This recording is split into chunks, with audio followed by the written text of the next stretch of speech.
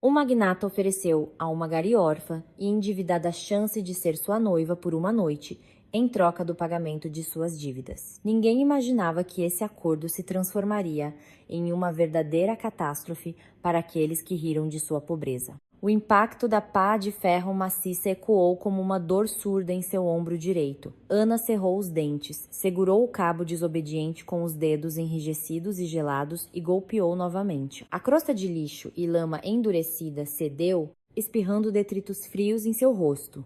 A noite paulistana respirava umidade e um vento cortante, a famosa garoa que se infiltrava sob sua jaqueta de trabalho desbotada, congelando o corpo até os ossos. No bolso fundo do colete amarelo fosforescente, um velho celular de botão vibrou. Ana largou a pá. As mãos mal a obedeciam, os dedos não dobravam. Ela pegou o aparelho. A tela, coberta por uma teia de rachaduras, exibia um número desconhecido. A respiração falhou. O estômago se contraiu em um espasmo doloroso. Ela não comia há 2 dias, mas a náusea que subiu à garganta não era de fome. Pressionou o botão de atender e encostou o plástico frio na orelha. Ana dos Santos, a voz do outro lado soava casual, preguiçosa e por isso ainda mais assustadora. Amanhã, ao meio-dia. Se você não pagar 1 milhão que sua falecida mãe devia, a gente joga sua filha na rua só de calcinha. E com você, a conversa vai ser outra, pode acreditar. O som da linha caindo, seco, indiferente. Os dedos de Ana se abriram por conta própria. O telefone caiu diretamente na lama suja sob seus pés. Ela lentamente desabou, encostando-se a um grande saco de lixo empilhado. As pernas não suportavam mais o peso do corpo. O ar gelado queimava seus pulmões. Respirar tornou-se insuportavelmente difícil. Diante de seus olhos, apenas uma imagem: o pequeno e úmido cômodo no térreo do alojamento funcional onde moravam. Lá, no sofá velho e afundado, sua filha de 5 anos, Catarina, se debatia em febre. A temperatura estava quase em 39 graus. Pela manhã, Ana havia dado suas últimas notas amassadas por um pouco de comida para fazer uma canja para a criança. Não sobrara dinheiro para o antitérmico. A vizinha, Dona Nina, estava com a menina, passando um pano úmido em sua testa, enquanto Ana cumpria seu turno. Se amanhã a expulsassem daquele cubículo, Cati simplesmente não sobreviveria na rua. E se o conselho tutelar soubesse das dívidas e das condições? Levariam sua filha. Ana ergueu a cabeça para o céu negro e 100 estrelas de São Paulo. A garoa fina caía em seu rosto, misturando-se com lágrimas quentes. Ela não chorava desde o dia em que enterrou a mãe, mas agora o desespero a dominara completamente. Não havia saída. 1 milhão. Amanhã, ao meio-dia. Nesse exato momento, a apenas 2 quarteirões daquele pátio velho, o interior de um carro vivia uma realidade completamente diferente. Dentro do Maybach de luxo, o cheiro era de couro caro aquecido, um leve rastro de perfume masculino amadeirado e uma calma inabalável. Os limpadores de para-brisa varriam silenciosamente a garoa da vidraça, com um ritmo preciso. Victor Almeida estava ao volante, olhando para as luzes vermelhas dos freios à sua frente na Marginal Pinheiros. Ele apertava o volante um pouco mais forte que o normal. Pelo viva voz do carro, soava a voz de sua mãe, Helena. Uma voz firme, acostumada a dar ordens e que não tolerava objeções. Victor, espero que você se lembre que dia é hoje, dizia sua mãe. No aniversário de seu pai, toda a alta sociedade da cidade estará presente. Parceiros de negócios, a imprensa, político. Aline virá com os pais. Você tem a obrigação de anunciar seu noivado hoje à noite. Chega de viver como um monge em sua cobertura.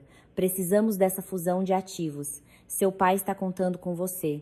Victor suspirou ruidosamente. As conversas sobre Aline lhe causavam uma irritação profunda e persistente que só aumentava com os anos. Mãe, já discutimos isso. Seu barítono soava duro, cortando emoções desnecessárias. Aline é uma boneca de plástico.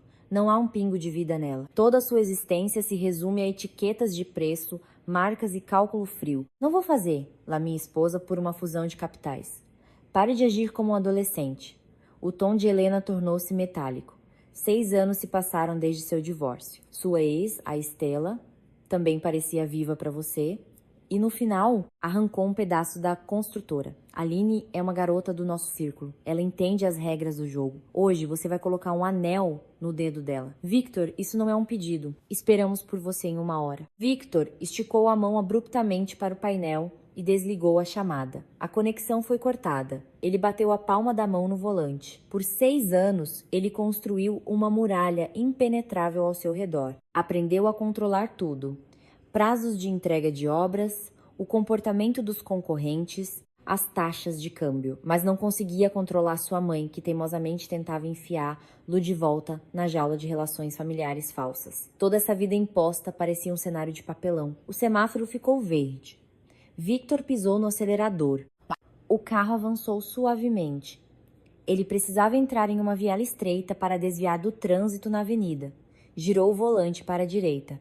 Nesse momento, pensamentos sobre seu pai, o jantar iminente e o sorriso falso de Aline o distraíram por uma fração de segundo.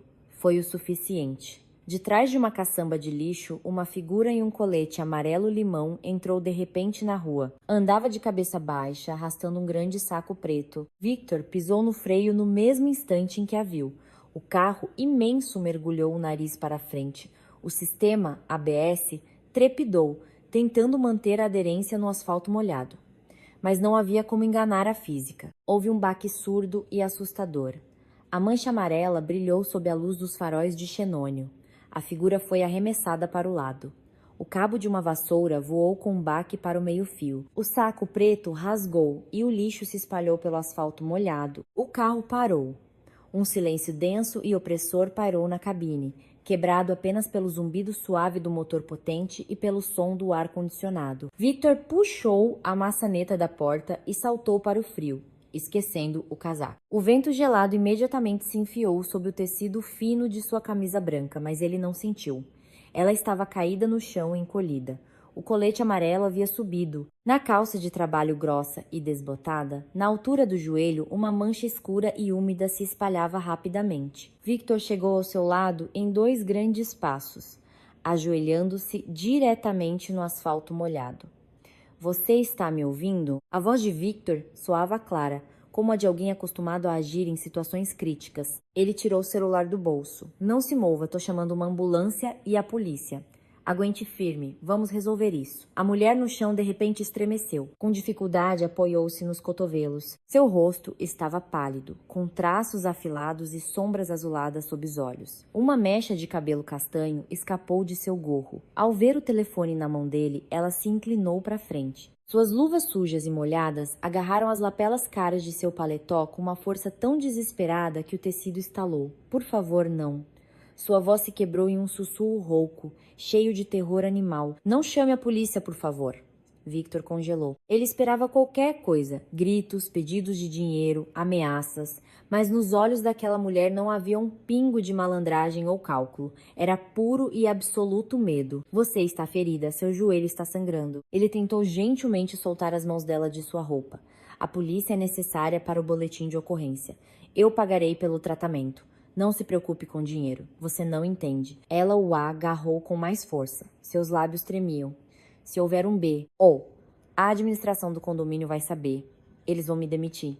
Se me demitirem, amanhã estaremos na rua. Minha filha está queimando em febre. Ela está doente e amanhã eles vêm nos buscar." Ela parou, tentando recuperar o fôlego. A dor no joelho a fazia franzir a testa, mas o medo do dia seguinte claramente superava a dor física. Victor olhou atentamente para seu rosto. Havia algo estranho nele. Sob a camada de sujeira, cansaço e roupas baratas, escondiam-se traços finos e regulares. Não era o rosto de uma pessoa derrotada pela vida. Era o rosto de uma mulher à beira do abismo. "Amanhã eles vêm nos buscar." A frase ecoou em seus ouvidos. Victor era um pragmático. Seu cérebro, acostumado a estratégias complexas, de repente montou um quebra-cabeça completamente absurdo, mas perfeito. Ele olhava para aquela mulher exausta, mas ouvia a voz de sua mãe. "Você tem a obrigação de anunciar seu noivado com a Aline. Escute-me." Victor segurou as mãos dela, forçando-a a olhá-lo nos olhos. Sua voz tornou-se calma e firme. "Qual quantia te salvaria daqueles que vêm te buscar amanhã?" "Diga o valor." Ela piscou. O homem de terno caro que a atropelara não estava gritando, nem tentando suborná-la com algumas notas. 1 milhão, ela sussurrou, quase inaudivelmente, e o rubor da vergonha cobriu suas bochechas pálidas. O número soava como uma sentença. Victor nem sequer piscou. Para ele, era o custo de algumas viagens de negócios. Eu vou quitar essa dívida ainda hoje à noite, disse ele com firmeza. Ela parou de respirar. As pessoas não distribuem milhões nas ruas à noite. Mas eu tenho uma condição, continuou Victor, levantando-se e limpando os joelhos. Você virá comigo e interpretará minha futura esposa em um jantar de família. 2 horas em um restaurante. Você me ajudará a me livrar da minha família e de uma pessoa muito insistente. Depois disso, transferirei o dinheiro para onde você disser, e você estará livre. É um acordo. Ana olhou para ele de baixo. A dor na perna latejava. O homem estava propondo uma loucura. Ela olhou para suas botas gastas e jaqueta rasgada. E então a realidade a atingiu. Cati. Ela balançou a cabeça em pânico. Eu não posso. Não posso ir a lugar nenhum. Ela tentou se levantar, mas a perna cedeu. E ela caiu novamente. Minha filha está sozinha no apartamento, com 39 de febre. Deixei-a com a vizinha por algumas horas para terminar meu setor. Ela precisa de remédios. Ela se virou, tentando encontrar o cabo da vassoura. Victor franziu a testa. Percebeu que havia subestimado a situação. A mulher realmente não podia deixar a criança. O modo empresário, resolvendo uma crise, ligou instantaneamente. Endereço? Ele perguntou secamente. O quê? Ana não entendeu. O endereço do seu apartamento. Rápido, confusa com seu tom. Ela ditou a rua e o número. Victor discou um número. Alô, Dr. Marcos, desculpe pela ligação tardia. A voz de Victor tornou-se profissional e dura. Preciso de sua equipe pediátrica. Saída imediata. Enviarei o endereço por mensagem. Leve uma cuidadora do hospital. Criança de 5 anos. Febre alta. Pagamento em dobro. Tudo por minha conta. Ele desligou e olhou para Ana. Dr. Marcos é o diretor de uma das melhores clínicas particulares da cidade. A equipe dele chegará à sua filha em breve, disse Victor com palavras precisas. Eles examinarão a criança, darão os medicamentos e deixarão uma enfermeira profissional de plantão ao lado dela. Sua filha estará sob os cuidados de especialistas. Ana o ouvia e não acreditava em seus ouvidos. Aquele mundo de grandes possibilidades era inacessível para ela. Você realmente fez isso? Sua voz tremeu. Eu sempre faço o que digo. Victor estendeu a mão para ela. Vamos esperar no carro. Você não irá a lugar nenhum até que o médico relate pessoalmente a você sobre o estado da sua filha. Ele a ajudou a se levantar. Ana se apoiou nele, tentando não pisar com a perna ferida. Ele a levou até a porta do passageiro do Maybach, abriu-a e a ajudou a se sentar. O interior do carro era quente. Ana sentou-se, com medo de se mover para não sujar o estofamento claro com sua jaqueta suja. Victor sentou-se ao volante. A garoa continuava a cair no para-brisa. Cada minuto parecia uma eternidade. Após meia hora de espera angustiante, o telefone de Victor apitou. Ele olhou para a tela, assentiu para si mesmo e estendeu o aparelho para Ana. Com as mãos trêmulas, ela atendeu. Alô, sussurrou. Ana dos Santos? A voz do outro lado era suave, confiante, profissional. Aqui é o Dr. Sampaio. Estou com sua filha, Catarina. Já baixamos a febre. É uma infecção viral comum. Colocamos um soro com vitaminas. Ela está dormindo profundamente agora. A respiração está regular. Minha enfermeira ficará com ela até de manhã. Não se preocupe, a criança está em total segurança. Ana fechou os olhos. Uma lágrima quente escorreu por sua bochecha gelada. A enorme pedra que pressionava seu peito nos últimos 2 dias desmoronou. Cati estava sendo ajudada. Cati não sentia dor. Obrigada, foi tudo o que conseguiu dizer, devolvendo o telefone. Victor colocou o aparelho no painel. Ele a observava na penumbra do carro. A criança está segura. Os credores desaparecerão esta noite. Ele ligou o motor. O motor ronronou satisfeito. Agora é a sua vez. Vamos para o jantar. Você concorda? Ana olhou para suas botas sujas, depois para o sangue que manchava o tecido em seu joelho. Ela ergueu o olhar para o homem ao volante. Olhe para mim, ela sorriu amargamente. Que tipo de noiva eu sou? Nem me deixarão entrar no restaurante. Sua família vai chamar a segurança. Victor engatou a marcha. O carro se afastou suavemente do meio-fio. Isso já é problema meu, ele respondeu calmamente. Ainda temos 1h30 até o jantar. No interior do Maybach, Ana sentia-se como em outra dimensão. Não havia correntes de ar, cheiro de umidade, nem o desespero impregnado nas paredes. O ar quente soprava suavemente em seu rosto congelado, cheirando a couro caro e um leve perfume masculino. Ela estava sentada na beirada do assento do passageiro, pressionando o ombro contra a porta, tentando respirar superficialmente e quase sem se mover, com medo de sujar o estofamento creme com sua jaqueta suja e encharcada. A tensão não a deixava. Só agora, quando o pensamento de Cati doente parou de martelar em suas têmporas, a adrenalina começou a recuar lentamente, dando lugar à dor física. O joelho direito latejava com uma dor aguda e quente. Ela olhou para baixo com cuidado. A mancha escura e úmida em sua calça havia se alargado. O tecido grudou na ferida e cada movimento era uma pontada. Ela fez uma careta involuntária e inspirou ruidosamente pelos dentes. Victor, sem tirar os olhos da estrada, percebeu o som. Ele olhou brevemente para ela, depois para a perna, e mudou de faixa suave, mas rapidamente. O carro parou ao lado de uma farmácia de plantão com uma cruz verde brilhante. Já volto, disse ele, sem explicações, e saiu. Ela ficou sozinha. O calor no carro a deixava sonolenta, as pálpebras pesavam. Ela fechou os olhos, tentando processar o que estava acontecendo. 1 hora atrás, estava pronta para congelar em um beco de medo por sua filha. E agora, estava no carro de um bilionário que prometeu quitar sua dívida com uma única transferência. O preço: 2 horas de fingimento. 2 horas para interpretar uma mulher de outro mundo. A porta bateu. Victor voltou, sacudindo a garoa dos ombros de seu paletó. Ele tinha um pequeno saco branco nas mãos, acendeu a luz interna, tirou um frasco de antisséptico, um pacote de gases estéreis e uma bandagem larga. O que você tá fazendo? Ela instintivamente se afastou para a janela quando ele se virou para ela. Não precisa, eu limpo em casa. Vou sujar seu carro. O carro pode ser limpo. Uma infecção no sangue é mais difícil de limpar, respondeu Victor com um tom firme e que não admitia objeções. Ele não ouviu mais desculpas, inclinou-se. Pegou cuidadosamente a borda do tecido grosso e úmido de sua calça e lentamente a enrolou até o meio da coxa. Ana congelou. Há muito tempo esquecera o que era a atenção de um homem, especialmente uma assim, sem nojo, sem condescendência. O joelho estava feio, uma escoriação profunda, com as bordas inflamadas e sangrando, misturado com a sujeira da rua. Victor embebeu uma gaze com antisséptico. Segure-se, vai arder bastante, avisou ele. Ele pressionou o tecido frio e úmido na ferida. Ana soltou um gemido abafado, cravando as unhas no apoio de braço, mas não afastou a perna. Os dedos masculinos agiram com confiança, rapidez e, surpreendentemente, delicadeza. Ele limpou a ferida, tratou as bordas e a enfaixou com firmeza e profissionalismo. Você sabe fazer isso? Ana comentou em voz baixa, observando dar o nó. Tive que aprender, respondeu Victor secamente. Ele limpou as mãos, guardou os restos da bandagem no saco e ligou o motor novamente. Não está mais sangrando. Você vai sobreviver. Eles entraram em uma avenida iluminada. A garoa diminuía gradualmente, dando lugar a uma noite clara e fria.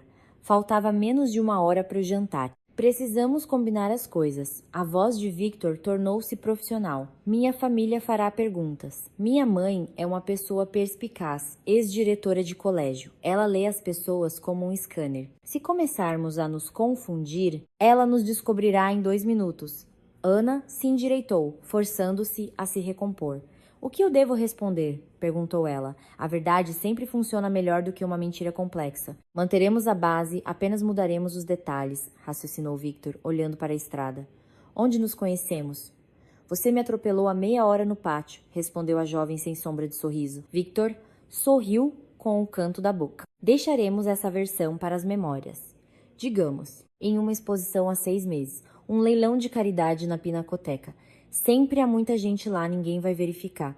Qual é a sua profissão? Só não diga que trabalha na limpeza urbana. Minha mãe não sobreviveria a tal contraste social em uma noite. Ela se virou para a janela. Vitrines brilhantes de lojas passavam. Sou restauradora de arte sacra barroca, disse ela em voz baixa, mas firme. Ou melhor, eu era antes de minha mãe adoecer e eu ter que procurar um emprego com moradia funcional no térreo. Victor ergueu a sobrancelha surpreso e olhou para ela pelo retrovisor. Restauradora. Isso explicava os traços finos e inteligentes sob a camada de cansaço. Explicava seu discurso articulado e calmo.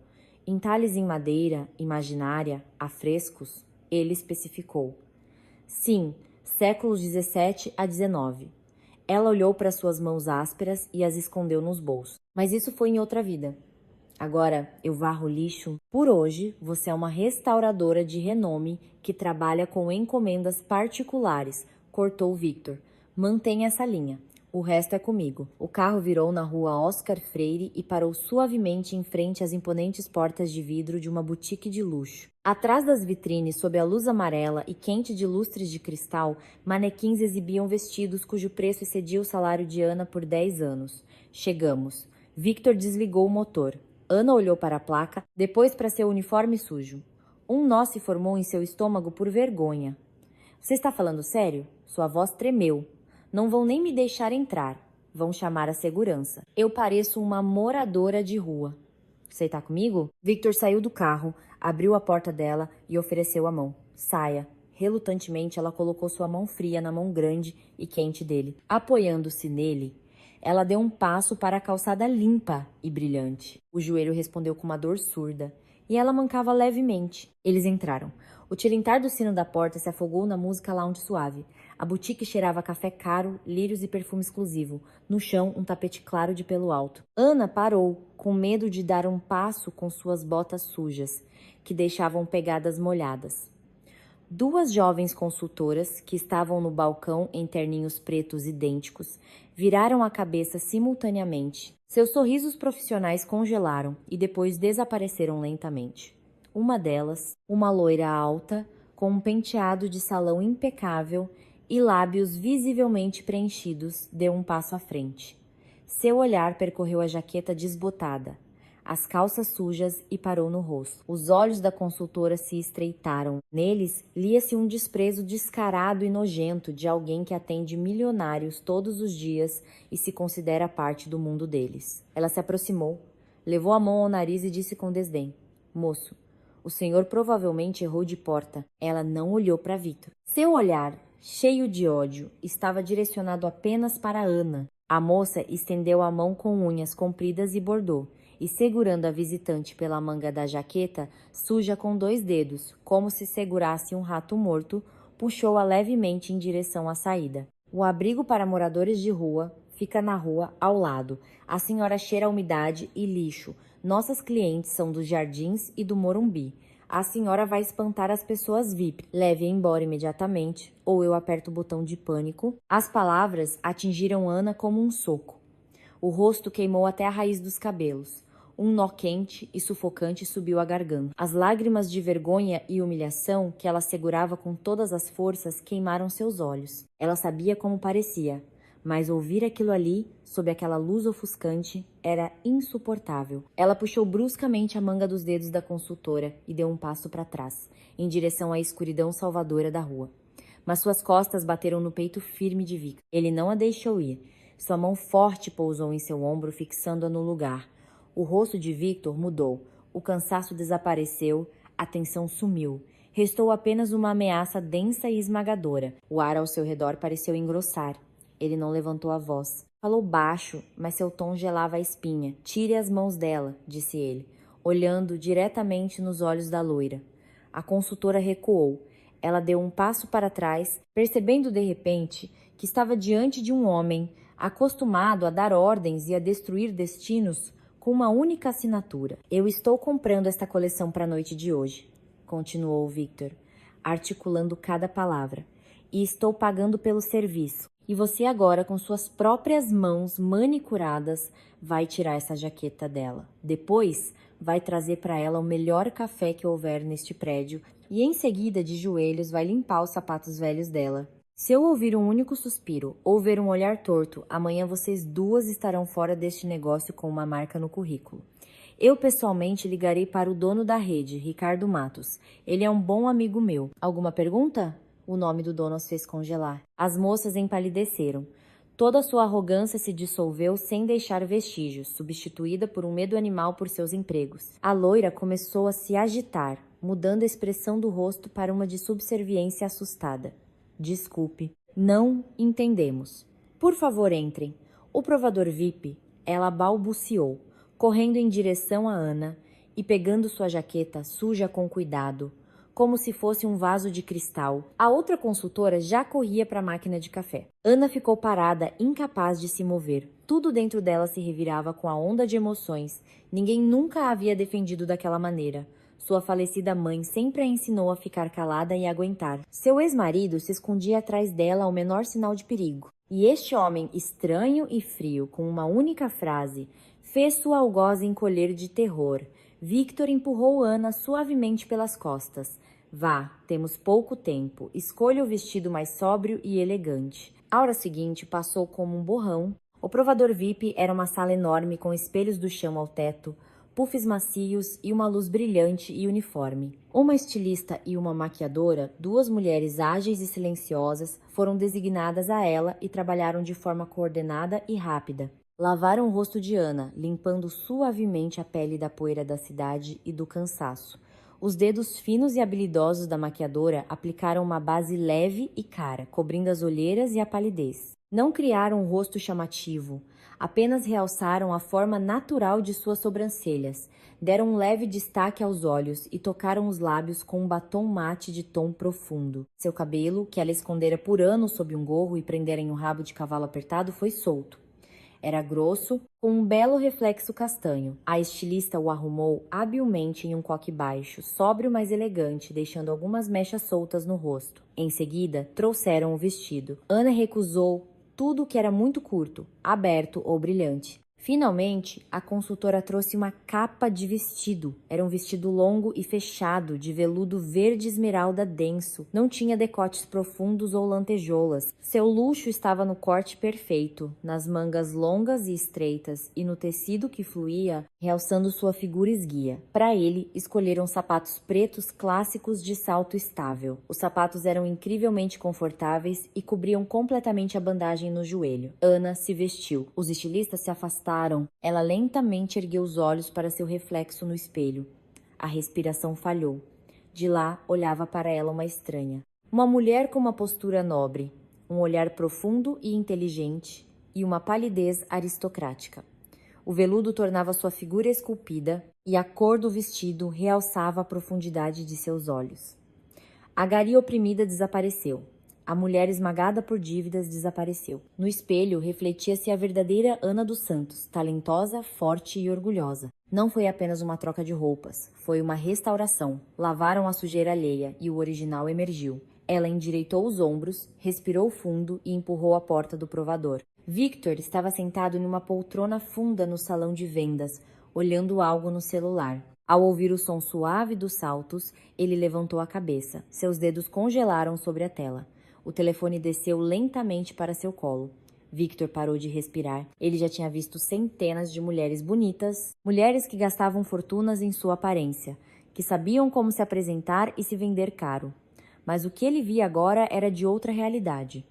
Diante dele estava uma rainha. Em seus olhos não havia nem flerte, nem bajulação, nem expectativa de elogios. Apenas uma dignidade profunda e calma de alguém que conhece seu próprio valor, mesmo que não tenha um centavo no bolso. O veludo verde esmeralda tornava quase etérea contra o fundo das vitrines brilhantes e vazias da boutique. Victor levantou-se em silêncio. Aproximou-se dela. Não precisava dizer nada. Tudo estava escrito em seu rosto. Ele a olhava com uma admiração franca e indisfarçável.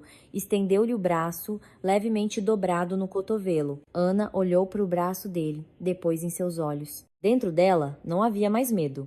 Com um movimento leve e gracioso, ela se apoiou em seu antebraço. "Estamos prontos?" perguntou ela em voz baixa. "Mais do que prontos", respondeu Victor com a voz rouca. Eles saíram da boutique para a noite fria de São Paulo.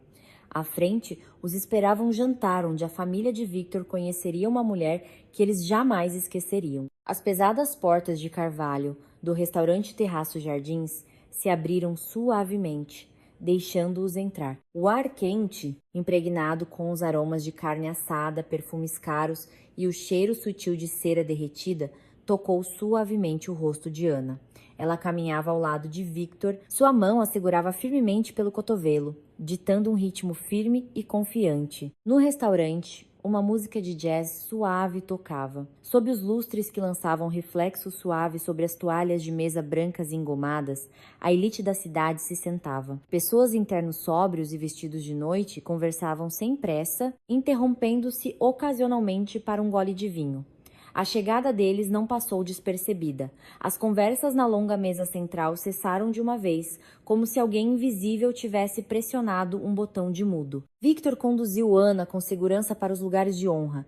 Ela sentia dezenas de olhares sobre si, mas olhava apenas para a frente. O veludo esmeralda do vestido fluía suavemente a cada passo, conferindo um andar gracioso. Ninguém naquele salão sabia que, sob o tecido luxuoso, escondia-se uma bandagem apertada em um joelho machucado, e que a própria mulher, 2 horas antes, estava raspando sujeira com uma pá. À mesa, à direita da imponente cadeira do pai de Victor, sentava-se Aline. Ela usava um vestido vermelho provocante com um decote profundo. Ao ver a acompanhante de Victor, Aline congelou com a taça erguida. Seu sorriso perfeito tremeu e lentamente desapareceu. Ela esperava ver qualquer pessoa, menos aquela mulher, com uma postura fria e aristocrática, que ofuscava todos os presentes com sua beleza sóbria. Os dedos de Aline se agarraram à haste da taça com tanta força que quase esmagaram o vidro frágil. Do outro lado, sentava-se a mãe de Victor. Helena Amaral pousou o garfo de sobremesa e se endireitou.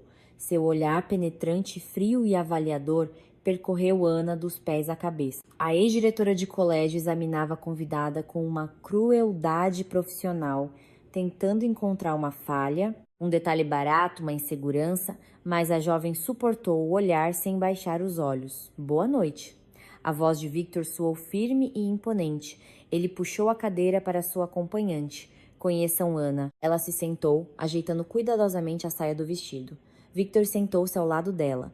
O pai de Victor, Valdemar, um homem corpulento com uma barba grisalha, acenou com benevolência. Prazer em conhecer. Lá. Ana. Victor raramente nos presenteia com rostos novos.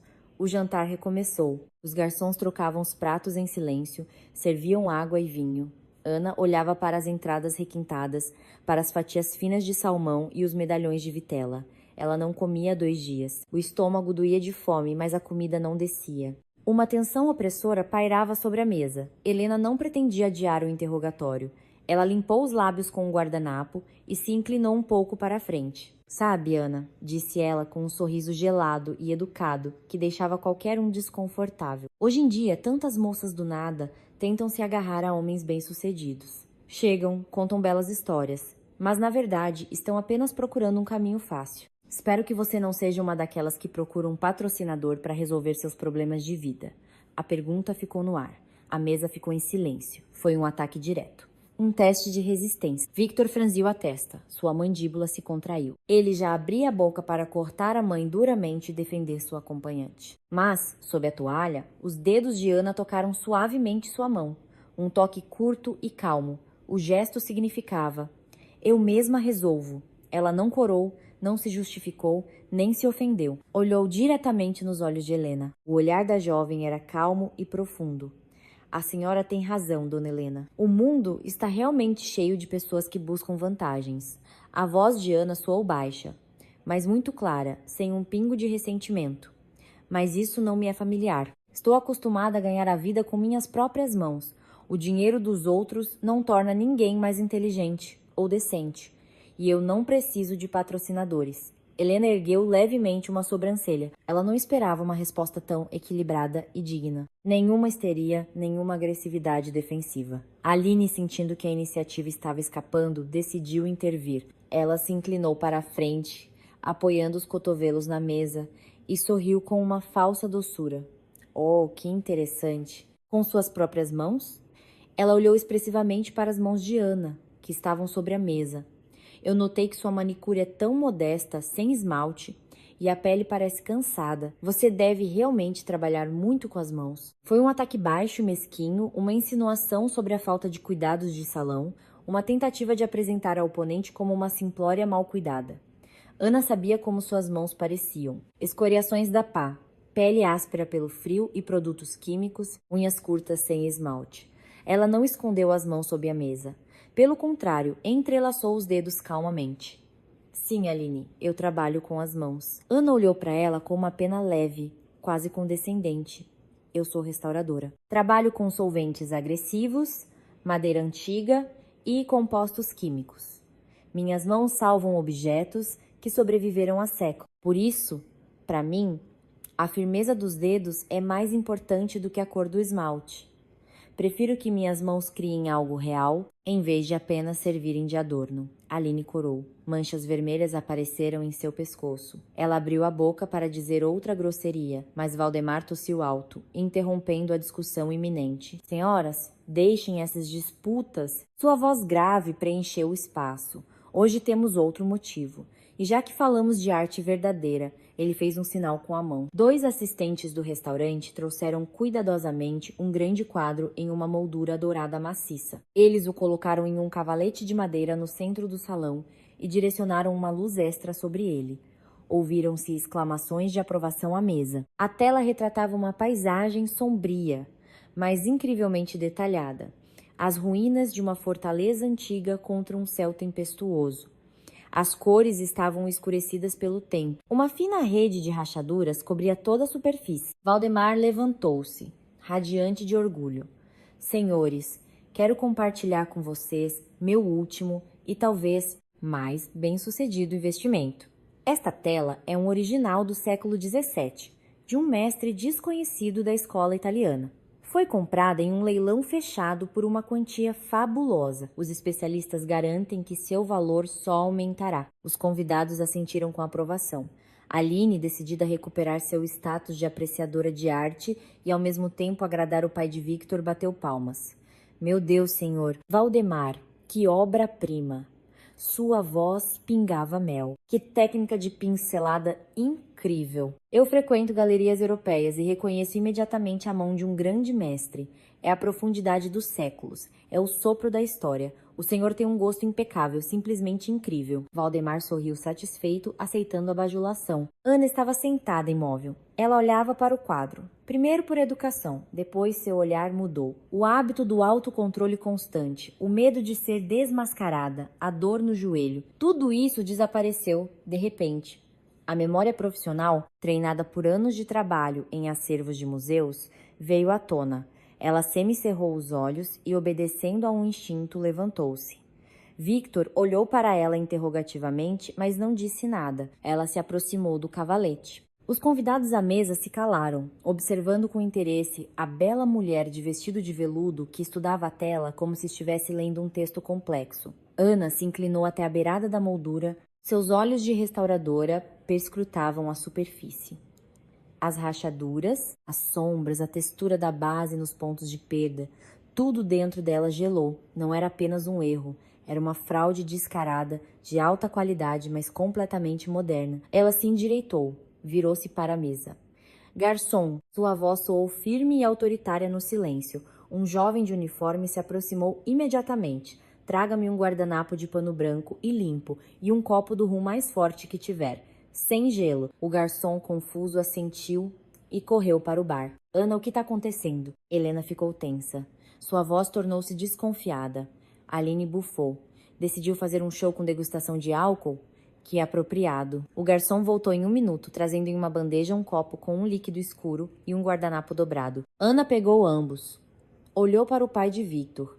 Em seus olhos havia um arrependimento sincero e profundo. Senhor Valdemar, disse ela em voz baixa, mas de forma que todos pudessem ouvir. Lamento imensamente desapontá-lo, mas este quadro é uma falsificação. Um silêncio mortal pairou sobre a mesa. Alguém engasgou com o vinho. O que você está dizendo? Gritou Aline, levantando-se. Como se atreve? É de uma casa de leilões. Você tem ideia de quanto isso custa? Ana nem sequer se virou para Aline. Olhava apenas para Valdemar, cujo rosto começava a ficar vermelho de raiva, mas ele permaneceu em silêncio, esperando por uma explicação. Eu sou restauradora, senhor. Valdemar, ela continuou com firmeza, aproximando-se da tela. Olhe o craquelê. Essas pequenas rachaduras que se formam com o tempo. Em uma tela antiga e autêntica, elas são caóticas, suas bordas ligeiramente levantadas. Elas seguem o movimento da tela. Aqui, as rachaduras foram feitas artificialmente. Foram riscadas com uma agulha grossa sobre o verniz semisseco. Uma grade muito regular, muito perfeita, ela apontou para o canto inferior esquerdo. Mas o principal não é isso. Os antigos mestres usavam uma base de cola ou emulsão. E aqui nos locais de desgaste artificial, a base acrílica moderna é claramente visível. O acrílico só começou a ser usado na segunda metade do século XX. Esta obra foi pintada no final dos anos 90, no mínimo. Isso é um ultraje. Você está apenas com inveja e tentando chamar a atenção? Aline começou a gritar. Seu rosto perfeito se contorceu de raiva. Pai, diga a eles. Os especialistas deram um certificado. Valdemar ergueu a mão autoritariamente, mandando Aline se calar. Ele se aproximou de Ana. É uma acusação séria. Eu tenho os documentos desta tela. Palavras são apenas palavras. Eu entendo, ela assentiu, desdobrando o guardanapo branco e mergulhando a ponta no copo de rum. A pintura a óleo autêntica do século XVII se polimeriza ao longo de centenas de anos a ponto de se tornar dura como pedra. Nenhum álcool ou solvente leve pode danificar a camada de tinta com um único toque, mas uma falsificação moderna, feita com uma mistura de óleo e resinas de secagem rápida, reagirá instantaneamente ao álcool. Ana pressionou a ponta do guardanapo úmido de rum na borda do quadro, onde a moldura cobria a tela. Ela esfregou levemente a superfície e retirou a mão. Desdobrou o guardanapo para que todos pudessem ver. No tecido branco imaculado, uma mancha marrom escura e espessa de tinta fresca e dissolvida era claramente visível. Não havia mais som no salão. Ouvia-se apenas o zumbido baixo do ar-condicionado. Valdemar estendeu a mão lentamente, pegou o guardanapo e o levou aos olhos. Ele olhou para a mancha suja por um longo tempo, depois voltou seu olhar severo para o quadro. Ele não gritou. Não havia raiva de Ana. Toda a sua fúria se voltou para aqueles que ousaram enganá-lo. Um homem com pulso de ferro. Eu vou destruir essa casa de leilões, disse ele com uma voz terrível e baixa. Então virou-se para Ana. Suas costas se endireitaram. Você me salvou não apenas de uma perda financeira. Você me salvou de uma humilhação pública perante meus parceiros no futuro. Eu sou seu devedor, Ana. Obrigado. Ele fez uma leve reverência. Para um homem de seu status, era um gesto de incrível respeito. Aline estava de pé, vermelha como seu vestido, respirava com dificuldade. Suas palavras sobre a mão de um grande mestre e gosto impecável agora soavam como estupidez e bajulação descarada. A incompetência e a falsidade de Aline tornaram-se óbvias para todos. Várias pessoas à mesa escondiam sorrisos. Helena olhava para Ana com os olhos arregalados. Em seu olhar severo não havia mais arrogância ou desconfiança, apenas um profundo e sincero respeito pela inteligência e dignidade daquela mulher. Victor se aproximou. Ele não disse uma palavra, mas seus olhos cinzentos escureceram. Neles havia uma admiração profunda e aberta. Ele ofereceu o braço. E ela, tremendo levemente pela tensão, apoiou-se nele. Eles voltaram para a mesa. O jantar continuou, mas a atmosfera mudou irrevogavelmente. Aline permaneceu em silêncio pelo resto da noite, olhando para o prato e deixou o restaurante na primeira oportunidade. O relógio no painel marcava meia-noite.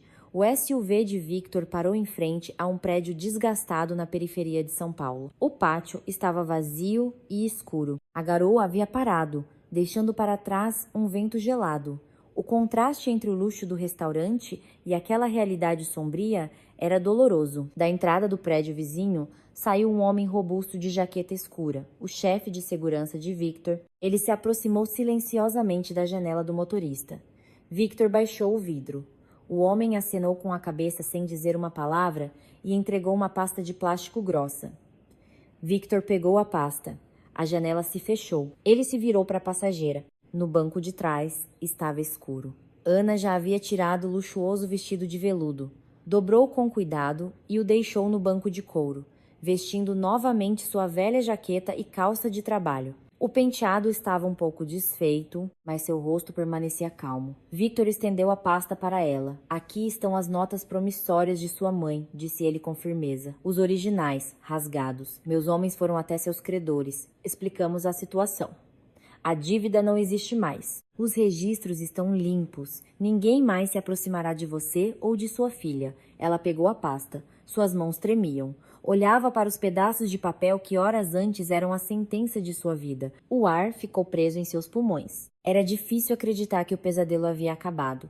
Victor tirou um envelope branco e grosso do bolso interno do paletó e o colocou sobre a pasta. Aqui está dinheiro para um bom pediatra, medicamentos de qualidade para Cati e para o começo, não é caridade. É o pagamento pelo seu trabalho. Hoje à noite você cumpriu as condições do contrato de forma impecável. Ana apertou o envelope. O acordo estava cumprido. O negócio fechado. O conto de fadas chegou ao fim. A carruagem voltou a ser abóbora e a rainha, uma gari.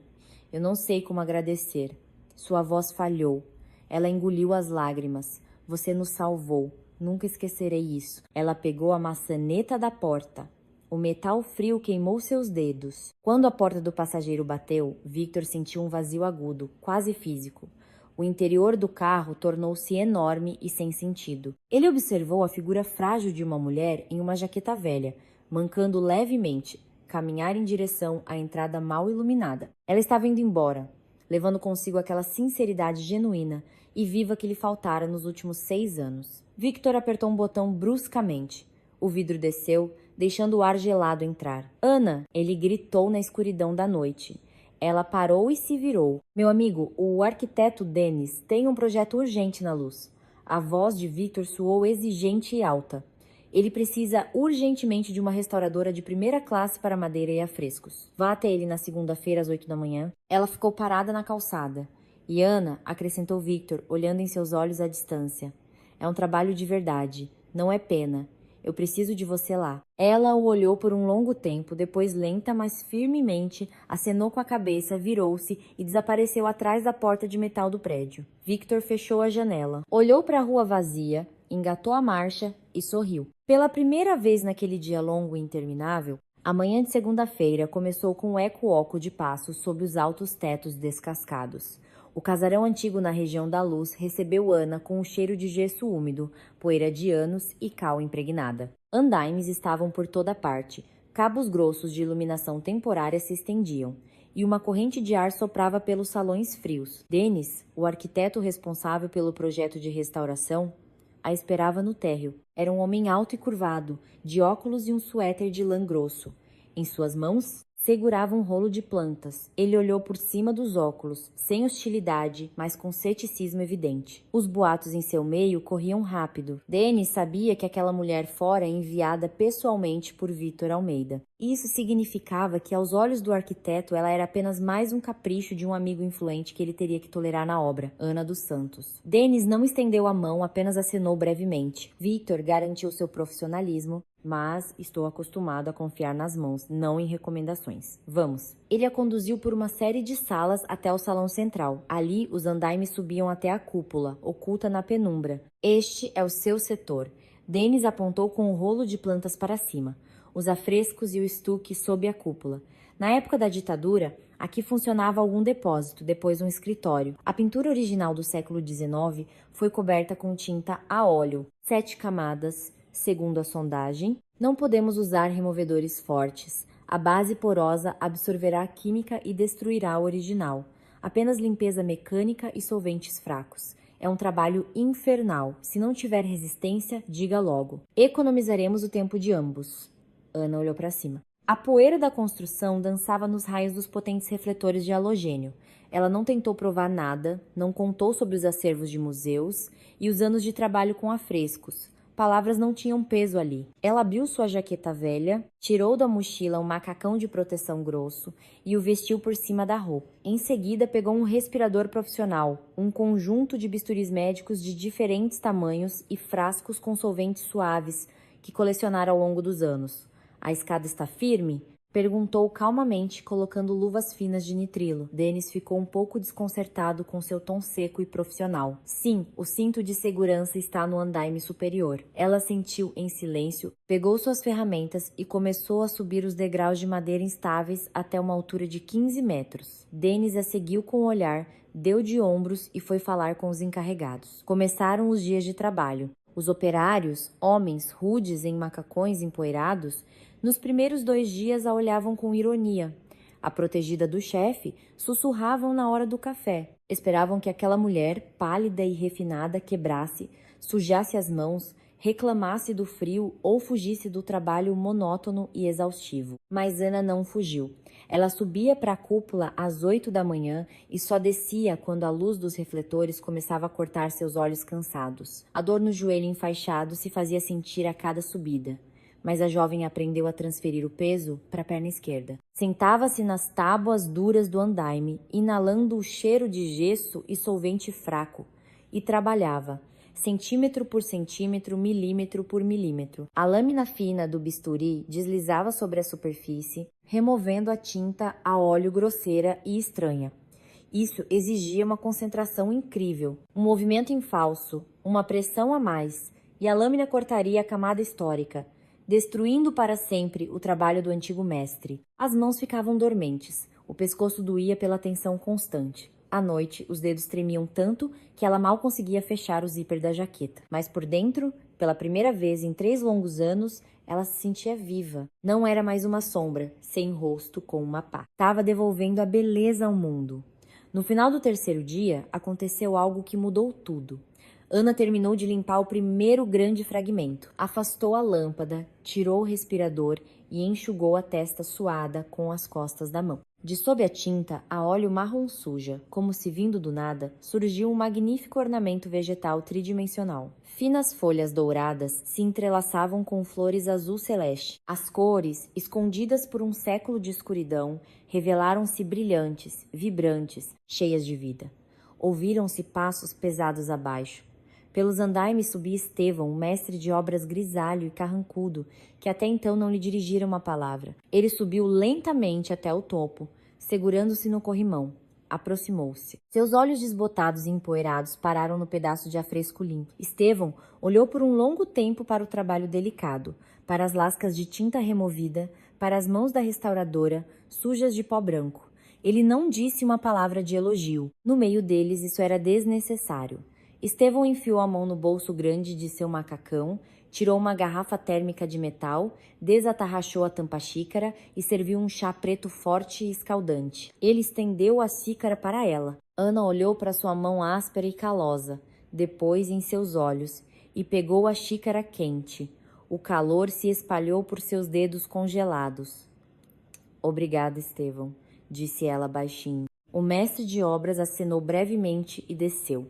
A partir daquele momento, a atitude em relação a ela na obra mudou para sempre. As zombarias cessaram. Se algum operário passava por seu andaime, tentava não fazer barulho para não atrapalhá-la. Denis, ao subir e ver o resultado, ficou em silêncio por um longo tempo e depois apenas disse: "Vou dobrar o orçamento para materiais. Pegue tudo o que precisar." A autoridade foi conquistada não por contatos, mas por trabalho duro e honesto. No final da primeira semana, Victor apareceu na obra. Ele começou a aparecer com uma frequência suspeita. A razão oficial eram as verificações de orçamento, controle de entrega de materiais e reuniões com Denis. A razão não oficial ele não admitia nem para si mesmo. Apenas se pegava reorganizando sua agenda lotada para estar na luz perto do final da tarde. Victor atravessou os andares inferiores, trocou apertos de mão rápidos com os trabalhadores e se dirigiu ao salão central. Os andaimes subiam alto, sob as abóbadas. Ele parou embaixo, olhando para cima. De lá vinha um som leve e rítmico, o som de metal deslizando sobre o gesso. Victor tirou o casaco de cachemira, jogou-o sobre algumas caixas e começou a subir as tábuas instáveis. A madeira rangia sob seu peso. Ele a encontrou no último nível. Ela estava sentada em um banquinho baixo, de costas para ele, iluminada pela luz forte de um refletor. Não ouviu seus passos, completamente absorta no trabalho. Victor parou a alguns metros, sem ousar quebrar o silêncio. Olhava para a linha de seu pescoço, para os ombros tensos sob o tecido fino de uma gola alta, para os movimentos firmes e suaves de suas mãos. Seu rosto estava manchado de pó de gesso branco. Algumas mechas castanhas escapavam de um coque desleixado. Mas naquela aparência de trabalho, desarrumada, ela lhe parecia 100 vezes mais bonita do que no luxuoso vestido de veludo no jantar. Nela brilhava a luz interior de uma pessoa em seu devido lugar. Ana largou a ferramenta para trocar a ponta, virou a cabeça e se assustou ao vê-lo. Você me assustou. Ela baixou o respirador, limpando as mãos em uma toalha. Desculpe, tentei não fazer barulho. Victor deu um passo à frente, olhou para a parede. Isso é incrível. Você fez isso sozinha, em 5 dias? Ana seguiu seu olhar. A maior parte da cúpula já respirava com suas cores originais. Sim. Ela sorriu levemente. O cansaço a dominava, mas era um cansaço bom, criativo. Sabe qual é a parte mais difícil na restauração, Victor? Ele desviou o olhar da parede para o rosto dela. Paciência? Sugeriu ele. Exatamente. Ana assentiu. Ela passou a ponta do dedo na fronteira entre a tinta a óleo suja e o desenho limpo. Aqui não se pode ter pressa. Não se pode pegar uma espátula e raspar tudo de uma vez, senão você danifica o original. É preciso remover a sujeira alheia, os erros históricos, a tinta barata, camada por camada. Muito devagar, com muita delicadeza. Só então, sob todo esse lixo, a pintura autêntica se revela. Victor não tirava os olhos dela. A luz do refletor tornava seus olhos cinzentos escuros, quase pretos. O ar no andaime de repente pareceu muito denso. Com as pessoas também é assim. Sua voz ficou baixa, rouca. Ele deu mais um passo em direção a ela. Elas se cobrem com armaduras, sujeira alheia, medos, experiências ruins. Fecham-se de tal forma que é impossível alcançá-las. Ana parou de respirar, entendeu que ele não estava falando de afrescos nem dela. Estava falando de si mesmo. Mas se houver paciência suficiente, continuou Victor, olhando diretamente em seus olhos, o que é verdadeiro está lá dentro, bem no fundo. Só precisa ser cuidadosamente libertado. Um silêncio pairou entre eles, quebrado apenas pelo zumbido das lâmpadas. Por um segundo, Victor sentiu uma vontade irresistível de estender a mão e limpar o pó branco de sua bochecha. Ele até fez um movimento quase imperceptível com os dedos, mas se conteve. Havia muito tempo que não deixava ninguém entrar em seu espaço pessoal e tinha muito medo de destruir a frágil confiança que começava a nascer entre eles. Ana baixou o olhar primeiro. Seu coração batia forte e rápido. Preciso terminar este fragmento antes que a argamassa seque, disse ela baixinho, recuando um passo. Victor assentiu, recuperando o controle instantaneamente. Não vou atrapalhar. Dennis está te elogiando, diz que você trabalha por 3. Dennis precisa de resultados. Eu os entrego. Ana colocou o respirador novamente. Victor desceu. Ao sair para a rua fria, sentou-se no carro, mas não ligou o motor por um longo tempo. Olhava para as janelas iluminadas do andar superior do casarão e percebia que a tensão de anos que aprisionava sua alma começava a ceder. Na noite seguinte, Victor precisava de uma desculpa sólida para vê-la novamente. Ele sabia que Ana não aceitaria galanteios, presentes ou convites para restaurantes caros. Ela viu o acordo deles como um capítulo encerrado e seu trabalho com Dennis como um contrato profissional. A solução veio do departamento de pessoal. Dennis lhe entregou para aprovação um contrato de trabalho oficial com todas as especificações do projeto. Victor pegou a pasta, cancelou seu treino na academia e dirigiu-se ao endereço já conhecido em um bairro residencial. O apartamento ficava no térreo de um prédio antigo de tijolos. A porta era coberta com um corino bará, mas a campainha funcionava perfeitamente. Ana abriu quase imediatamente. Ela não esperava visitas. Usava chinelos macios, jeans surrados e um cardigan de malha grossa que a fazia parecer ainda mais frágil. O cabelo estava úmido do banho, cheirava a sabonete infantil e algo sutilmente caseiro, como maçãs assadas e canela. Ao ver o homem, alto de casaco sóbrio na porta, ela ficou confusa. Victor, aconteceu alguma coisa na obra? Boa noite, Ana. Não aconteceu nada. Ele mostrou a pasta. Dennis pediu para te entregar a versão final do contrato para assinatura urgente para que a contabilidade possa liberar o primeiro adiantamento amanhã. Eu estava por perto e decidi trazer. Era mentira. E ambos sabiam disso. Aquele bairro ficava exatamente do lado oposto das rotas de Victor, mas ela não o desmascarou. Entre é pequeno. Desculpe. Ela recuou, deixando-o entrar no minúsculo corredor. Victor tirou o casaco, pendurando-o em um cabide simples. O apartamento era realmente minúsculo. O chão rangia, o papel de parede estava desbotado em alguns lugares, mas tudo estava impecavelmente limpo. Não havia poeira, as coisas estavam em seus devidos lugares. Ana o levou para a cozinha. O espaço mal cabia os dois. Quer um chá? Ofereceu ela, colocando a chaleira no fogão. Aceito.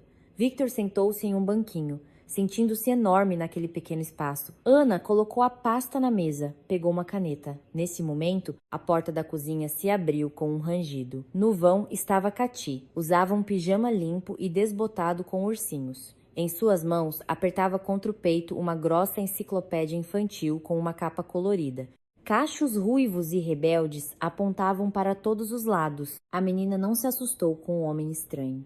Deu um passo à frente, colocou a mão livre na cintura e encarou Victor com olhos enormes e sérios.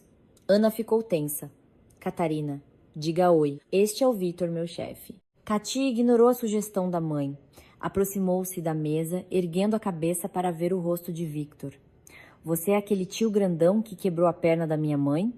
Perguntou ela severamente. A pronúncia do R limiar ainda não era perfeita, mas a entonação ameaçadora compensava com folga. Victor nem sorriu. Entendeu que estava diante de uma pessoa muito séria que exigia tratamento de adulto. Eu sou a pessoa por cuja culpa sua mãe se machucou, respondeu ele com firmeza. Eu estava desatento ao volante. Cati ponderou a resposta. A admissão de culpa contava pontos. E você comprou uma vassoura nova para ela, como prometeu?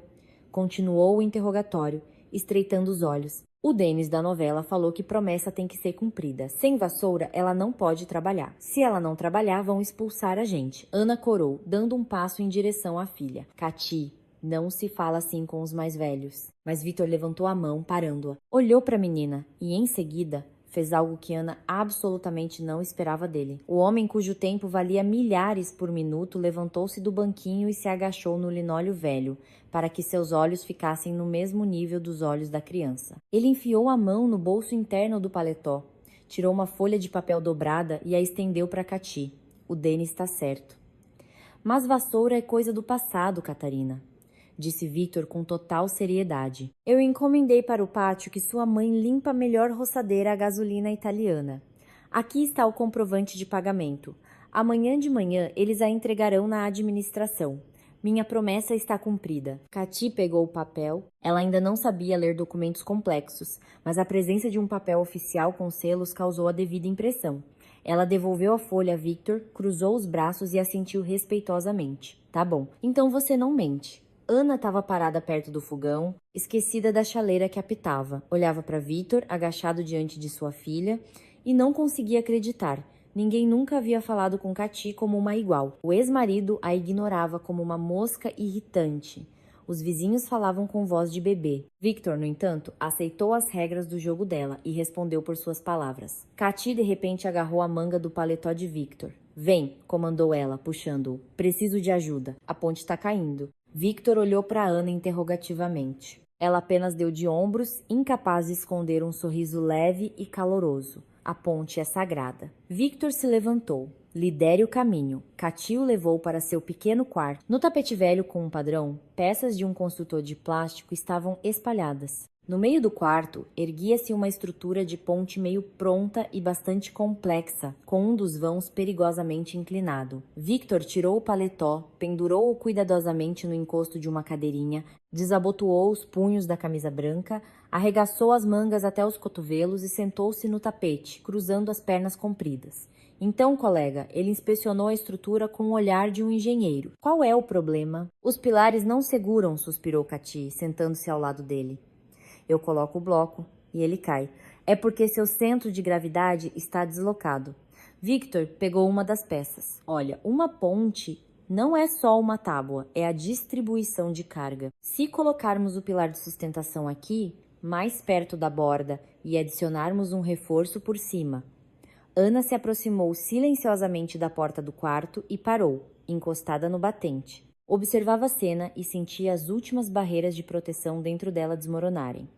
A tensão de anos que a aprisionara após a traição do marido, a morte da mãe, a humilhação da pobreza, começou a ceder. Victor estava sentado no chão, em sua camisa cara, explicando pacientemente as leis da física para uma criança de 5 anos. Suas mãos fortes e confiantes pegavam com cuidado as pequenas peças de plástico das mãos da menina e as encaixavam na estrutura. Cati o ouvia de boca aberta, entregando os blocos necessários. Ela não tinha medo dele.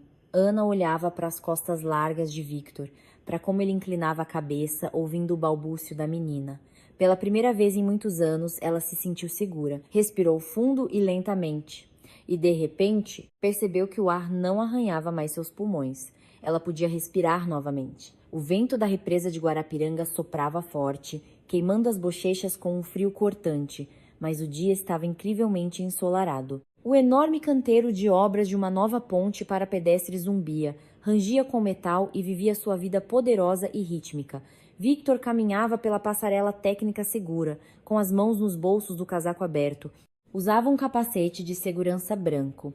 Ao seu lado, com passinhos engraçados em suas botas quentes, caminhava Cati. Ela também usava um capacete, o menor que conseguiram encontrar, amarelo vivo, quase cobrindo suas sobrancelhas. Ana caminhava um pouco atrás, observando-os. Cati parou perto de um pilar de aço maciço, que se aprofundava na água. Ela ergueu a cabeça, avaliando a escala da construção. Depois olhou seriamente para Victor.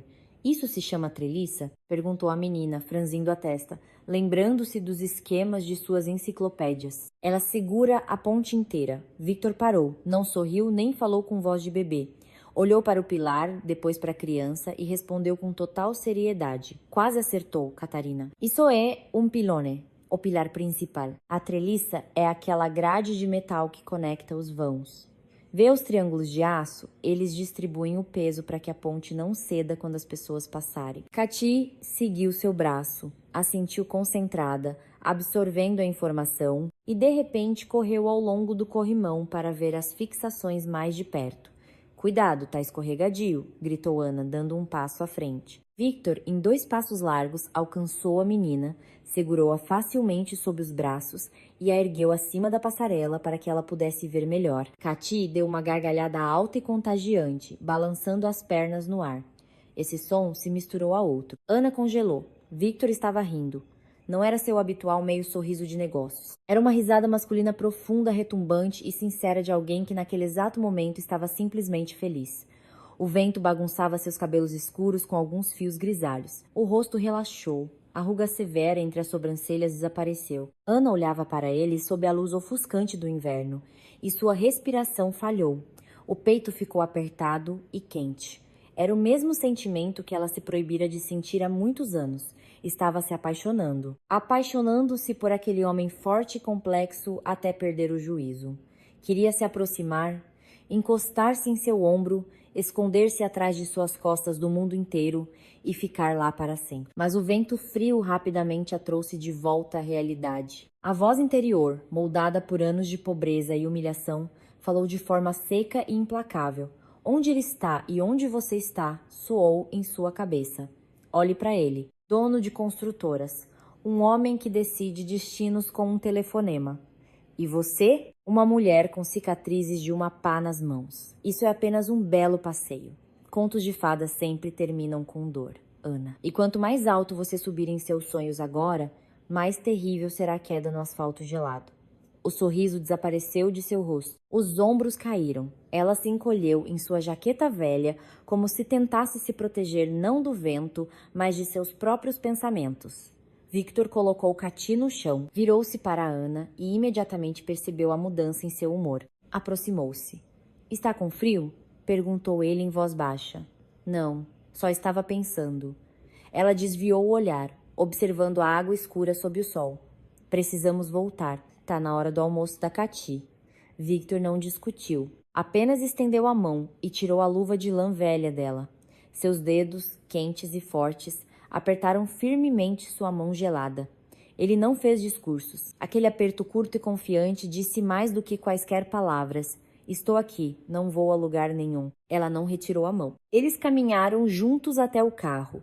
No salão reservado de um restaurante caro no centro de São Paulo, o ar cheirava a charutos caros e azeite trufado. A luz era sempre suave, criando uma ilusão de privacidade para aqueles que podiam pagar. Aline estava sentada em uma poltrona de couro funda. À sua frente, uma taça de martini intocada. Ela batia nervosamente a unha comprida no vidro. Os boatos em seu círculo restrito se espalhavam instantaneamente. Já lhe haviam dito que Victor Almeida cancelara várias reuniões importantes, que seu carro era visto regularmente perto do casarão em Restauração na Luz, e que lá trabalhava a mesma revista que a humilhara diante de toda a elite. Em frente a Aline, sentava-se um homem de idade indefinida em um terno cinza discreto. Chamava-se Ítalo e era dono de uma das melhores agências de detetives particulares da cidade. Ele não fazia perguntas desnecessárias.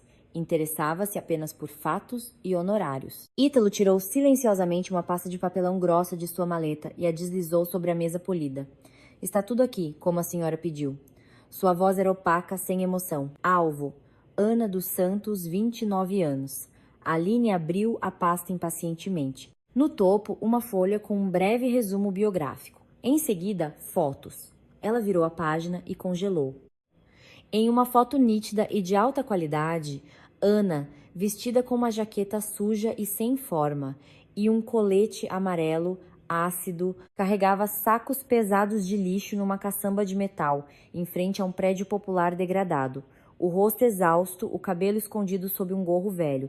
Aline expirou lentamente, com prazer. Seus lábios se curvaram em um sorriso predatório e cruel. Gary sussurrou ela, sem acreditar em sua sorte. Essa desgraçada que me deu lições sobre arte, ela simplesmente limpava lixeiras. Nos últimos 3 anos, ela foi registrada oficialmente na empresa de limpeza urbana, explicou o detetive com indiferença. Ela tinha uma dívida grande com agiotas. A dívida foi quitada há uma semana com uma transferência única de uma conta não rastreável. Aline rangeu os dentes. Sabia perfeitamente de quem era a conta. Victor. Ele simplesmente comprou essa mulher, tirou-a da lama por algum capricho perverso. Ela virou mais algumas páginas, encontrando novas impressões. E quem é este? Ela apontou para a foto de um homem curvado e começando a ficar careca na entrada de uma casa de apostas. Ex-marido, Paulo Silva. O detetive se aproximou da mesa. Fugiu dela há 5 anos. Um parasita clássico. Viciado em jogo. Atualmente atolado em dívidas de jogo. Esconde-se de credores e da polícia em um quarto de cortiço na Zona Leste.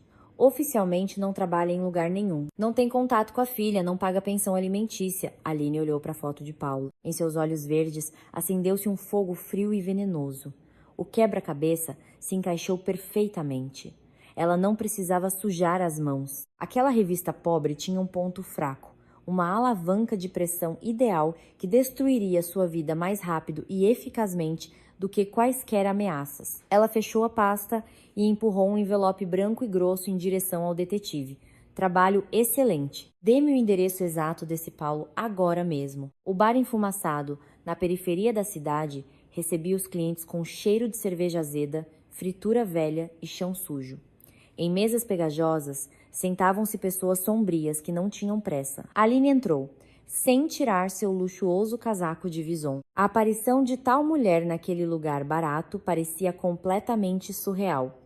Ela torceu o nariz com nojo, tentando não tocar nas paredes. Olhou ao redor e identificou seu alvo sem erro. Paulo estava sentado no canto mais escuro. Roía as unhas nervosamente, olhando para um copo de cerveja vazio. Usava um suéter barato e cheio de bolinhas. Seus olhos corriam, examinando cada pessoa que entrava. Ele tinha pânico de encontrar aqueles a quem devia. Aline aproximou-se de sua mesa e limpou as migalhas de uma cadeira com nojo antes de se sentar. Paulo se assustou e levantou os olhos. Paulo Silva? Ela perguntou friamente. Digamos que sim. Ele semicerrou os olhos desconfiado, afastando-se instintivamente. Você é de quem? Eu disse que pago até o final do mês. Tenho uma barbada no fim de semana. Acalme-se. Eu não cobro dívidas. Aline interrompeu seu lamento patético, abriu sua bolsa de grife e tirou um maço grosso de notas de R$ 100, preso com um elástico. Jogou o dinheiro na mesa pegajosa de cerveja. Paulo parou de respirar. Suas pupilas dilataram, o olhar ficou fixo no dinheiro. Sua ex-esposa, Ana, Aline pronunciou o nome com nojo. Recentemente, fisgou um bilionário, um homem muito rico. Paulo piscou, desviando o olhar do dinheiro com dificuldade e olhando para Aline. A Aninha? Ele perguntou incrédulo. Ela andava com uma vassoura, uma coitada. Agora ela anda por restaurantes de luxo, cortou a interlocutora. Preciso que ela desapareça da vida dele para sempre. E o que eu tenho a ver com isso? Não nos vemos há 5 anos. Aline se inclinou para a frente, exalando um perfume caro que se misturava com o fedor do bar. Vocês têm uma filha em comum. Pegue sua filhinha, vá até ela e a assuste de tal forma que ela faça as malas hoje mesmo. pegue um ônibus e vá para o outro lado do país. Diga que vai pegar a criança através da justiça, que seu advogado provará a incapacidade financeira dela. Diga que vai contar para a imprensa como ela abandonava a criança por suas aventuras. Não me importa o que você invente. O importante é que ela tenha medo da exposição e de perder a criança. E que fuja. Se o Almeida souber de você e de suas reivindicações, ele mesmo a jogará no lixo. Ele não precisa de escândalos com ex-maridos viciados em jogo. Paulo engoliu em seco. Ela não vai entregar a Cati. Ela arranca a garganta de qualquer um por ela. Aline sorriu, empurrando o maço de dinheiro para mais perto dele. Isto é, um adiantamento. 20 mil. Faça o que eu disse e receberá 3 vezes mais. Com esse dinheiro, você quita suas dívidas de jogo e pode jogar por mais um ano. Se não fizer, eu mesma darei seu endereço aos seus credores. A escolha é sua. Ao ver o dinheiro tão perto, o covarde e trêmulo Paulo, de repente, endireitou os ombros. A ganância, o sentimento mais forte em seu arsenal, despertou e suplantou completamente o medo. 30 mil depois e 20 agora. Só para assustar a ex? Ela ainda me deve por todos os anos estragados. Ele estendeu a mão e avidamente pegou o maço da mesa, escondendo-o imediatamente no bolso interno da jaqueta. Combinado? Sua voz ficou rouca. Eu faço tudo. Ela desaparece hoje mesmo. Aline assentiu satisfeita, levantou-se e, sem se despedir, saiu do bar. Paulo ficou sozinho, deu um tapinha no peito, sentindo o peso agradável das notas. Ir até Ana sozinho era arriscado. Ela realmente poderia partir para a briga. Precisava de reforços. Pegou seu celular rachado e discou um número que conhecia de cor. Cabelo. É o Paulo. Tenho um trabalho, dinheiro rápido. Só preciso assustar uma mulher e pegar uma criança. Sim, eu pago.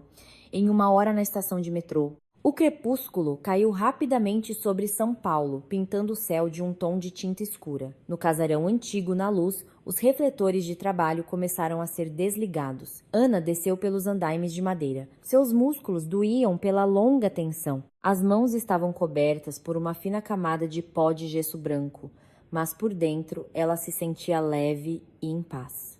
Hoje, terminaram uma sessão extremamente complexa do ornamento floral. O rosto, cansado, mas inspirado, brilhava com uma alegria silenciosa. Amanhã, ela e Cati iriam à livraria. E à noite? À noite, Victor prometera passar por lá, só para vê-la. Ela tirou o respirador, jogou-o na mochila e foi em direção à saída, através dos salões vazios e escurecendo. No vão da porta do vestíbulo, recortada contra a luz fraca de um poste de rua, havia uma silhueta. Ela parou.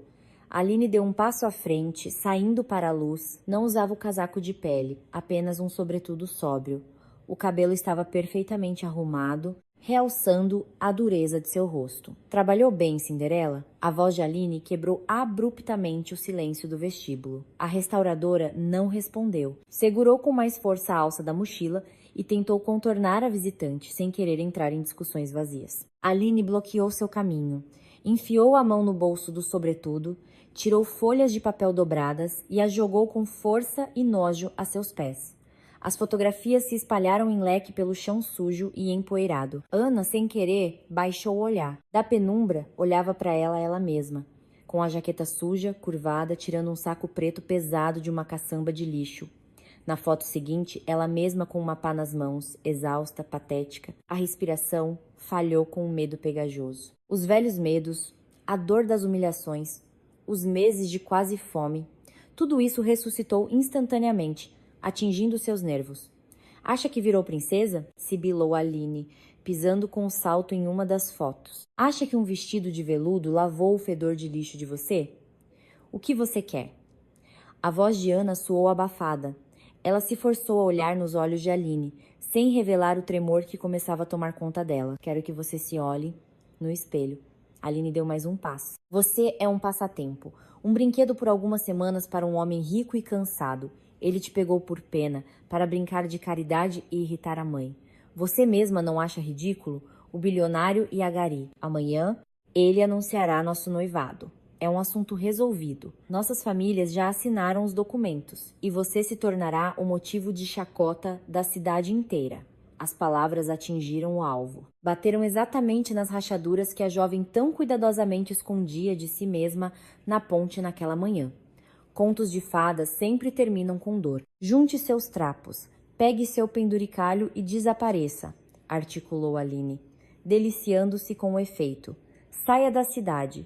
Se amanhã eu te vir aqui, ou se você atender uma única ligação dele, eu entrego essas fotos para a imprensa. Contarei a todos os jornalistas quem o Almeida anda levando para restaurantes.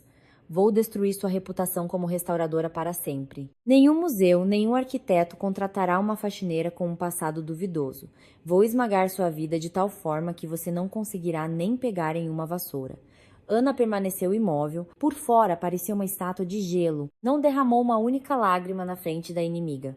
Nenhum músculo tremeu em seu rosto pálido. Lentamente baixou o olhar para as fotos espalhadas. Depois olhou novamente para Aline com uma frieza tão profunda e impenetrável que a outra engoliu em seco. Você terminou? Perguntou Ana com firmeza. Aline ergueu o queixo, sem saber o que responder àquela calma. Ana deu um passo à frente em silêncio, pisando com a bota grossa diretamente na fotografia no chão. Contornou a visitante, sem tocá-la, e saiu pelas portas pesadas. As portas se fecharam com um baque surdo. Após alguns passos na rua escura, Ana parou, encostando-se na grade de ferro gelada. As forças a abandonaram instantaneamente. As pernas ficaram bambas. A calma externa desapareceu. Por dentro, sentia-se completamente esmagada. O veneno se misturou com seus próprios medos mais profundos.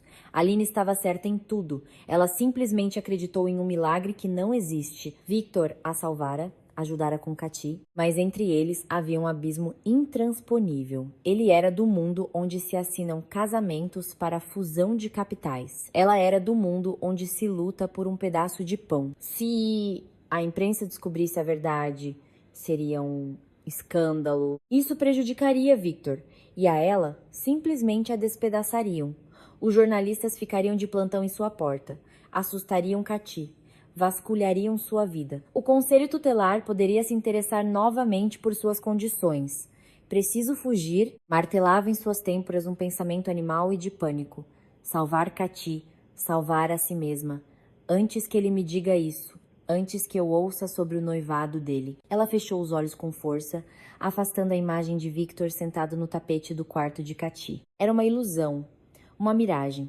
Ana abriu os olhos abruptamente, afastou-se da grade e, com passos rápidos, quase correndo, dirigiu-se ao metrô. Precisava buscar Cati na creche, fazer as malas e sair daquela cidade no primeiro ônibus noturno para qualquer lugar, contanto que ninguém mais pudesse lhes fazer mal. Uma grande bolsa de esportes com um zíper emperrado estava no chão rangente do corredor. Ana se movia pelo apartamento rapidamente, quase mecanicamente, no limite de um colapso nervoso. Juntava das prateleiras meias calças infantis, suéteres quentes, documentos, jogando tudo em uma pilha disforme. Lágrimas corriam incessantemente por seu rosto, queimando as bochechas frias. Ela não as enxugava, não sentia o gosto salgado nos lábios. Um tremor fino e desagradável a percorria. As palavras de Aline continuavam a ecoar em sua cabeça, causando uma dor surda nas têmporas. Brinquedo por algumas semanas. Motivo de chacota da cidade inteira. Vou destruir sua reputação. A ilusão se desfez, deixando para trás apenas um sentimento agudo e corrosivo de sua própria insignificância. A jovem estava com raiva de si mesma, com raiva por ter se permitido acreditar no calor, acreditar nas mãos fortes que montavam uma ponte de plástico naquele mesmo tapete. Ela quebrou a principal regra que aprendera nos últimos 5 anos: nunca confiar naqueles que não são seus iguais. Ela fechou a bolsa, o tecido grosso mal se juntou, vestiu a jaqueta, enrolou um cachecol no pescoço e correu para o pátio escuro de São Paulo. O vento se intensificou, transformando a garoa em uma chuva fina e cortante. Caminhava em direção à creche, afundando em poças d'água. Precisava pegar a Cati e chegar a tempo para qualquer ônibus noturno, para outra cidade, para o interior, para parentes distantes de uma ex-vizinha, para qualquer lugar, contanto que fosse longe daquela humilhação e medo. Na sala da creche, uma luz amarela e quente brilhava. Cati estava sentada em uma cadeirinha, concentrada em fechar suas botinhas. Ao ver a mãe com a grande bolsa de esportes no ombro, a menina congelou. Seus enormes olhos castanhos perceberam a mudança instantaneamente. Crianças que crescem sem a sensação de segurança total, leem os rostos de suas mães melhor do que qualquer psicólogo. Mamãe, para onde a gente vai? A voz de Cati tremeu. Ela deixou a botinha meio fechada e se aproximou. A gente não vai para casa? Ana se ajoelhou na frente dela, ajudando a ajeitar o cachecol. Tentava com todas as forças manter a voz firme, mas ela falhava. Não, querida, vamos fazer uma pequena viagem de ônibus. Lembra que você queria andar num ônibus de verdade? Um grandão? Cati olhou para a bolsa volumosa, depois para os olhos vermelhos e inchados da mãe. A criança franziu a testa, seus dedinhos se agarraram à manga da jaqueta. O tio Victor vai com a gente para a rodoviária? Perguntou a menina com a franqueza infantil, que dói mais do que qualquer mentira. Ele prometeu me mostrar como fazem os pilares de concreto. Essas palavras atingiram Ana como um soco. O ar ficou preso na garganta. Ela puxou a filha para si, apertando seu corpinho contra o peito e enterrou o rosto na lã áspera do gorro infantil. Não, meu amor, sussurrou Ana, engolindo novos soluços. O tio Victor vai ficar aqui. Ele tem a vida dele, os negócios dele. Agora, somos só nós duas, como antes, para sempre.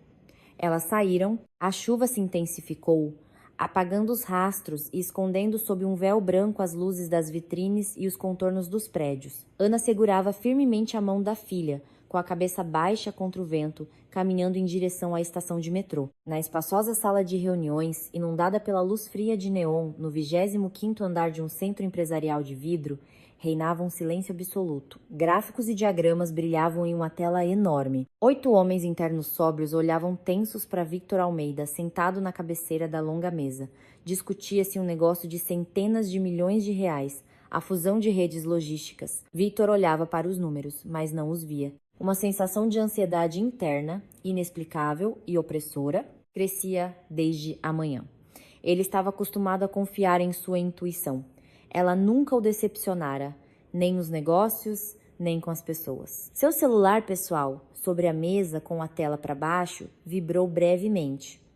Victor ignorou. Durante tais negociações, só o incomodavam em caso de incêndio ou colapso do mercado. O telefone vibrou uma segunda vez, depois uma terceira, insistente e contínuo. Victor franziu a testa. Virou o aparelho. Na tela brilhava o nome, Denis Arquiteto. Denis conhecia as regras. Se ele ligava 3 vezes seguidas, algo extraordinário havia acontecido. Victor levantou a mão, interrompendo o apresentador. Intervalo de 5 minutos, disse ele com voz firme, levantando-se. Os parceiros se entreolharam, mas ninguém ousou protestar. Victor saiu para o corredor de vidro vazio e atendeu. Estou ouvindo. Victor, temos problemas. A voz de Denis soava ríspida, sem sua habitual preguiça irônica. Ao fundo, ouvia-se o barulho de ferramentas de construção. Sua ex-noiva, a Aline, esteve na obra há 1 hora. Victor congelou. Um frio glacial percorreu sua espinha. Continue. Sua voz ficou baixa e perigosa. Eu não estava no vestíbulo, os caras me contaram. Ela esperou a Ana sair, armou um escândalo, jogou umas fotos no chão. Eu desci quando a Aline já estava indo embora, satisfeita como um gato. A Ana juntou seus pincéis, deixou um pedido de demissão na minha mesa e foi embora. Victor, ela estava irreconhecível, pálida como papel. Nem ouviu o que eu disse, simplesmente saiu na chuva. Os dedos de Victor apertaram o telefone com tanta força que o plástico rangeu. O quebra-cabeça se montou instantaneamente. A mãe, Aline, os boatos. Ele entendeu onde aquela garota mimada havia atingido. Atingiu o ponto mais vulnerável de Ana, seu orgulho e o medo por sua filha. Todos os milhões, porcentagens, gráficos e fusões de empresas perderam o sentido em um segundo. Tornaram-se ruído cinza. A única coisa que importava agora era a mulher frágil que novamente decidira que o mundo inteiro estava contra ela. A mulher que naquele exato momento estava saindo de sua vida. Victor se virou e voltou rapidamente para a sala de reuniões. Aproximou-se de sua cadeira, pegou o paletó. A reunião está encerrada, disse ele, sem olhar para os parceiros atônitos. Todas as decisões ficam para amanhã. Senhor Almeida, mas nós agendamos esta reunião há 1 mês. Começou um homem grisalho de óculos caros. Eu disse que está encerrada. Victor olhou para ele com um olhar tão sombrio e escuro que o parceiro se calou imediatamente e baixou os olhos. Victor saiu para a recepção. Enquanto caminhava, discou o número do chefe de sua segurança. Sérgio, o carro na entrada principal. Agora, você vem comigo. Pegue 2 homens da reserva. Em 4 minutos, o SUV preto e blindado arrancou do estacionamento do centro empresarial, ignorando as faixas contínuas. Victor estava no banco do passageiro. Seu rosto era uma máscara de pedra. Ele sabia o endereço do apartamento dela, mas entendia que ela não ficaria lá. Se Aline a assustou com a exposição e a imprensa, o primeiro pensamento de qualquer mãe protegendo seu filho é fugir. Para onde vamos, chefe? Perguntou o motorista. Rodoviária do Tietê. Passando pelo bairro dela, procure pelos pátios no caminho de sua casa até a estação de metrô. Acelera. Ana escolheu o caminho mais curto. Parecia-lhe que nas avenidas iluminadas todos olhavam para ela, que cada transeunte conhecia seu segredo e a julgava. Ela entrou em um complexo de pátios internos de prédios antigos. Ali, apenas um poste iluminava todo o quarteirão, e o vento uivava nas passagens. A alça da bolsa cortava dolorosamente seu ombro. Cati estava cansada. Mal movia as pernas na chuva, mas não reclamava, sentindo a tensão da mãe. Elas se aproximaram de uma passagem longa e escura que levava à estação de metrô. De repente, da sombra densa, 3 silhuetas se destacaram e bloquearam seu caminho. Ana parou bruscamente. O instinto de autopreservação disparou. Apertou com mais força a mão da filha e a puxou para trás de si. Sob a luz amarela e fraca do poste, ela o reconheceu imediatamente. A jaqueta mudara, havia menos cabelo, mas aquele olhar evasivo e insolente e o cheiro de cigarro barato misturado com colônia forte, ela não podia esquecer. Paulo. Atrás dele, 2 homens grandes e musculosos de jaquetas de couro. Os rostos não eram visíveis, mas suas posturas falavam por si. Não eram passantes casuais. Olá, esposinha. Paulo esticou os lábios em um sorriso torto e nojento. Deu um passo à frente, bloqueando a saída. Com pressa a esta hora da noite? Ana sentiu o chão sumir sob seus pés, o sangue fugir de seu rosto. Não entendia como ele a encontrara, por que agora.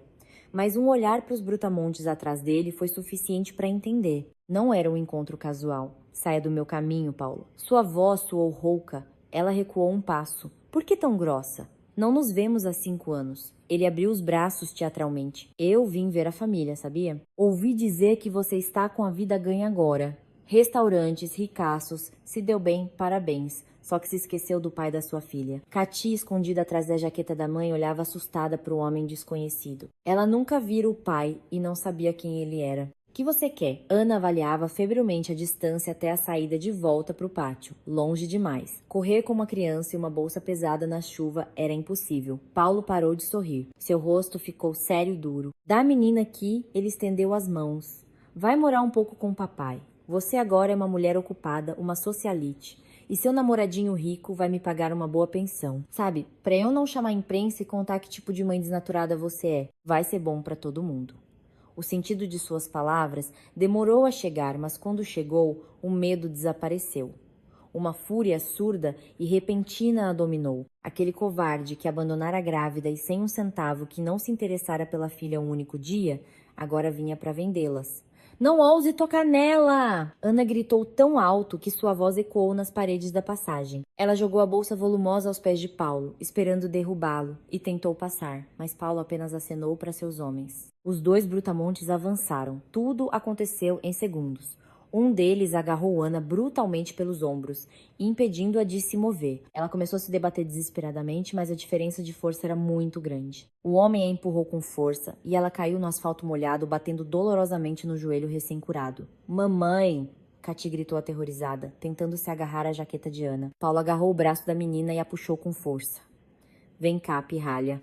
Ela era o Snow, arrancando a criança da mãe. Ao longe, 2 sombras passaram. As pessoas pararam, olharam para a passagem escura, viram os homens fortes e apressaram o passo, desaparecendo na esquina. Ninguém queria se envolver em brigas alheias. A cidade permaneceu indiferente. Paulo arrastava Cati, que resistia e chorava histericamente, para seu carro sujo, estacionado na saída do pátio. Mamãe! Mãe! O grito da criança rasgava o ar gelado. Ana estava caída, a lama entrando em sua boca e olhos. Observava a pequena figura de gorro com um pompom se afastar. Seu universo, seu sentido de vida, a única coisa que a mantinha nessa terra, estava sendo arrastada para a escuridão. Era o ponto do nada negro e surdo. O fim de tudo. E naquele exato segundo, quando ela já parara de respirar de dor, o silêncio do pátio foi cortado pelo rugido de um motor. O som de um potente motor voito ecoou entre as paredes. Da esquina, derrapando no asfalto molhado, um enorme SUV preto surgiu com pneus cantando. As luzes altas de xenônio ofuscantes atingiram a passagem escura, inundando o pátio com uma luz impiedosa. O carro nem tentou frear suavemente. Cortou o caminho do carro de Paulo, bloqueando a saída, e freou tão bruscamente que pedaços de gelo e lama voaram de sob as rodas largas. As portas do SUV se abriram antes mesmo de ele parar completamente. Não foi como uma briga de filme, sem gritos, sem golpes largos. Foi uma ação seca, clínica e assustadoramente profissional. 3 homens de jaquetas escuras saíram do carro como sombras. O brutamontes que empurrou Ana nem teve tempo de virar a cabeça. Um movimento curto e imperceptível, e ele caiu com um gemido surdo, com as mãos presas nas costas. Ouviu-se o clique seco de abraçadeiras de plástico. O segundo bandido foi esmagado contra a parede de tijolos, que se desfez em pó. Tudo levou não mais que 3 segundos. Ana, ofegante, apoiou-se nos cotovelos. Sob a luz dos faróis estava Victor. Ele estava sem casaco. Apenas um terno escuro, paletó aberto e camisa branca. Em seu rosto não havia um pingo de compaixão humana ou diplomacia de negócios. Apenas uma fúria fria, absoluta e primordial. Em 2 passos largos, Victor estava ao lado de Paulo. O ex-marido ficou paralisado, ofuscado pelos faróis, vendo como seus homens foram neutralizados em segundos. Ele soltou a mão de Cati e recuou, pressionando as costas contra o capô de seu carro. O chefe de segurança de Victor avançou instantaneamente, pegou a menina chorando nos braços, cobrindo seu rosto, e a levou para o interior quente do SUV. Victor aproximou-se de Paulo. Não o socou. Lentamente, com uma calma glacial, agarrou o ex-marido de Ana pelo colarinho e o pressionou contra o metal do carro. Paulo congelou de medo. Seus olhos saltaram. Victor se inclinou até seu ouvido. Escute com muita atenção. A voz de Victor era baixa e perigosamente afiada. Aquele sussurro era mais assustador do que qualquer grito. Se você, mais uma vez, olhar na direção da minha família, se você simplesmente respirar o ar na mesma rua que elas, você vai desaparecer. Nem seus credores, nem a polícia, nem os cães na mata vão te encontrar. Você me entendeu? Paulo assentiu freneticamente, incapaz de emitir um som. Victor, com desprezo, soltou e o jogou em uma poça d'água. Suma. Paulo, tossindo, rastejou para a escuridão, abandonando o carro e os comparsas. O silêncio voltou, quebrado apenas pelo zumbido do SUV. Victor se virou. Viu Ana? Ela estava sentada na poça suja, os joelhos machucados, as mãos sangrando. Tremia tanto que os dentes batiam. Em um instante, toda a fúria desapareceu do rosto de Victor. O empresário frio e cruel sumiu. Ele se aproximou dela. O homem de terno sob medida, sem hesitar, ajoelhou-se na lama gelada. Envolveu seu corpo trêmulo com seus braços fortes e quentes. O segurança trouxe Cati, e Victor, com a mão livre, abraçou a menina juntando a eles. Ele os protegeu do vento, do pátio, de todo aquele mundo cruel. Só então, no abraço dele, sentindo seu cheiro e calor, Ana entendeu que estavam salvos. E naquele segundo, todo o horror acumulado, toda a dor de 5 anos de solidão explodiu. A histeria a dominou. Ela começou a chorar alto, engasgando com as lágrimas. Suas mãos congeladas e arranhadas se fecharam em punhos. Começou a bater fracamente no peito de Victor. É tudo culpa sua, ela gritava, sufocada pelas lágrimas. Por causa dos seus contratos, das suas noivas, dos seus jogos. Você veio, brincou de Salvador e nos abandonou. E eles teriam levado ela. Victor não tentou impedi-la. Ele recebia cada golpe fraco, entendendo que era o medo da morte saindo dela. Então, suave, mas firmemente, segurou seus pulsos frios com uma mão e com a outra, pressionou a cabeça dela contra seu peito com tanta força que ela mal conseguia respirar. Calma, calma, minha querida. Ele sussurrou em seu cabelo, enterrando o rosto em seus fios com cheiro de chuva. Estou aqui. Acabou. Ele se afastou um pouco para olhar em seu rosto sujo e molhado de lágrimas. Seus olhos estavam úmidos. O contrato está cancelado, Ana. Sua voz tremeu, revelando uma sinceridade desprotegida. Agora é de verdade. Me perdoe. Perdoe-me por ter deixado eles se aproximarem de vocês. Eu não vou a lugar nenhum, está ouvindo? Nunca. E não vou entregar vocês a ninguém. Ela olhou em seus olhos. Não havia mais armadura de gelo nem cálculo. Havia apenas dor por ela e um amor profundo e incondicional. As últimas barreiras de proteção em sua alma desmoronaram completamente. Ela deixou a cabeça cair em seu ombro, enterrou o nariz frio na gola quente de seu paletó e chorou alto. Mas eram lágrimas diferentes. Eram as lágrimas de uma mulher que finalmente se permitiu ser fraca, porque ao seu lado estava alguém que se mostrou mais forte. Amanhã, na casa de campo de Victor, chegou sem o barulho habitual da cidade. Ali, não havia o zumbido de carros, nem o bater de portas de metal dos prédios. Do lado de fora das grandes janelas que iam do chão ao teto, havia uma densa floresta de pinheiros coberta por uma neve fofa. Na sala de estar, a lenha estalava suavemente na lareira, enchendo o ambiente espaçoso com cheiro de madeira aquecida. A jovem estava sentada em uma poltrona funda, com as pernas encolhidas. Vestia um suéter de caxemira quente e um pouco grande de Victor. Os joelhos estavam tratados e cobertos com curativos, e nas mãos, bandagens brancas e frescas, marcas da luta de ontem no asfalto gelado. Ela olhava para o fogo e pela primeira vez em muitos anos não sentia medo do amanhã. Katia ainda dormia no andar de cima, enrolada em um edredom de plumas. Victor saíra cedo. Ele a beijou brevemente na têmpora, disse que precisava resolver as consequências do encontro de ontem com Paulo e pediu que não se preocupasse com nada. A casa era tão bem protegida que nem um rato conseguiria entrar. A campainha silenciosa da porta da frente a fez estremecer por hábito. Ela colocou os pés no tapete felpudo e apurou os ouvidos. Do hall de entrada, ouviu as vozes abafadas da governanta e de mais alguém. Os passos se aproximaram da sala de estar. Na soleira estava Helena Amaral. Ana se enrijeceu instintivamente, preparando-se para um novo golpe. Lembrava-se do olhar gelado e avaliador daquela mulher no restaurante. Mas agora, diante dela, estava uma pessoa completamente diferente. A mãe de Victor parecia ter envelhecido vários anos. O penteado perfeito estava ligeiramente desfeito. Não havia um pingo de maquiagem em seu rosto pálido, e o terno sóbrio parecia muito grande para seus ombros caídos. Em seus olhos não havia mais arrogância, apenas uma profunda culpa. Helena deu um passo incerto para frente. Olhou para Ana, para suas mãos enfaixadas, e de repente cobriu o rosto com as mãos. Ela não teve tempo de dizer nada. A mulher mais velha aproximou-se rapidamente da poltrona e, sem se importar com seu status, sentou-se cansadamente na beirada do puff ao lado. Dona Helena, começou Ana, mas a sogra segurou suas mãos enfaixadas com as suas trêmulas. Fique quieta. Por favor, apenas me escute. A voz da ex-diretora quebrava, perdendo suas notas de comando habituais. Victor me ligou à noite. Ele contou tudo. Contou quem contratou aquele canalha, seu ex-marido. Contou que a Aline, a mesma Aline que eu impus ao meu filho, tentou arruinar sua vida e tirar seu filho de você. Helena suspirou convulsivamente. Lágrimas rolaram por suas bochechas secas e enrugadas. Ela não tentou escondê-las ou enxugá-las. Eu sou uma velha tola e cega, Ana, disse ela com uma amargura que apertava o coração.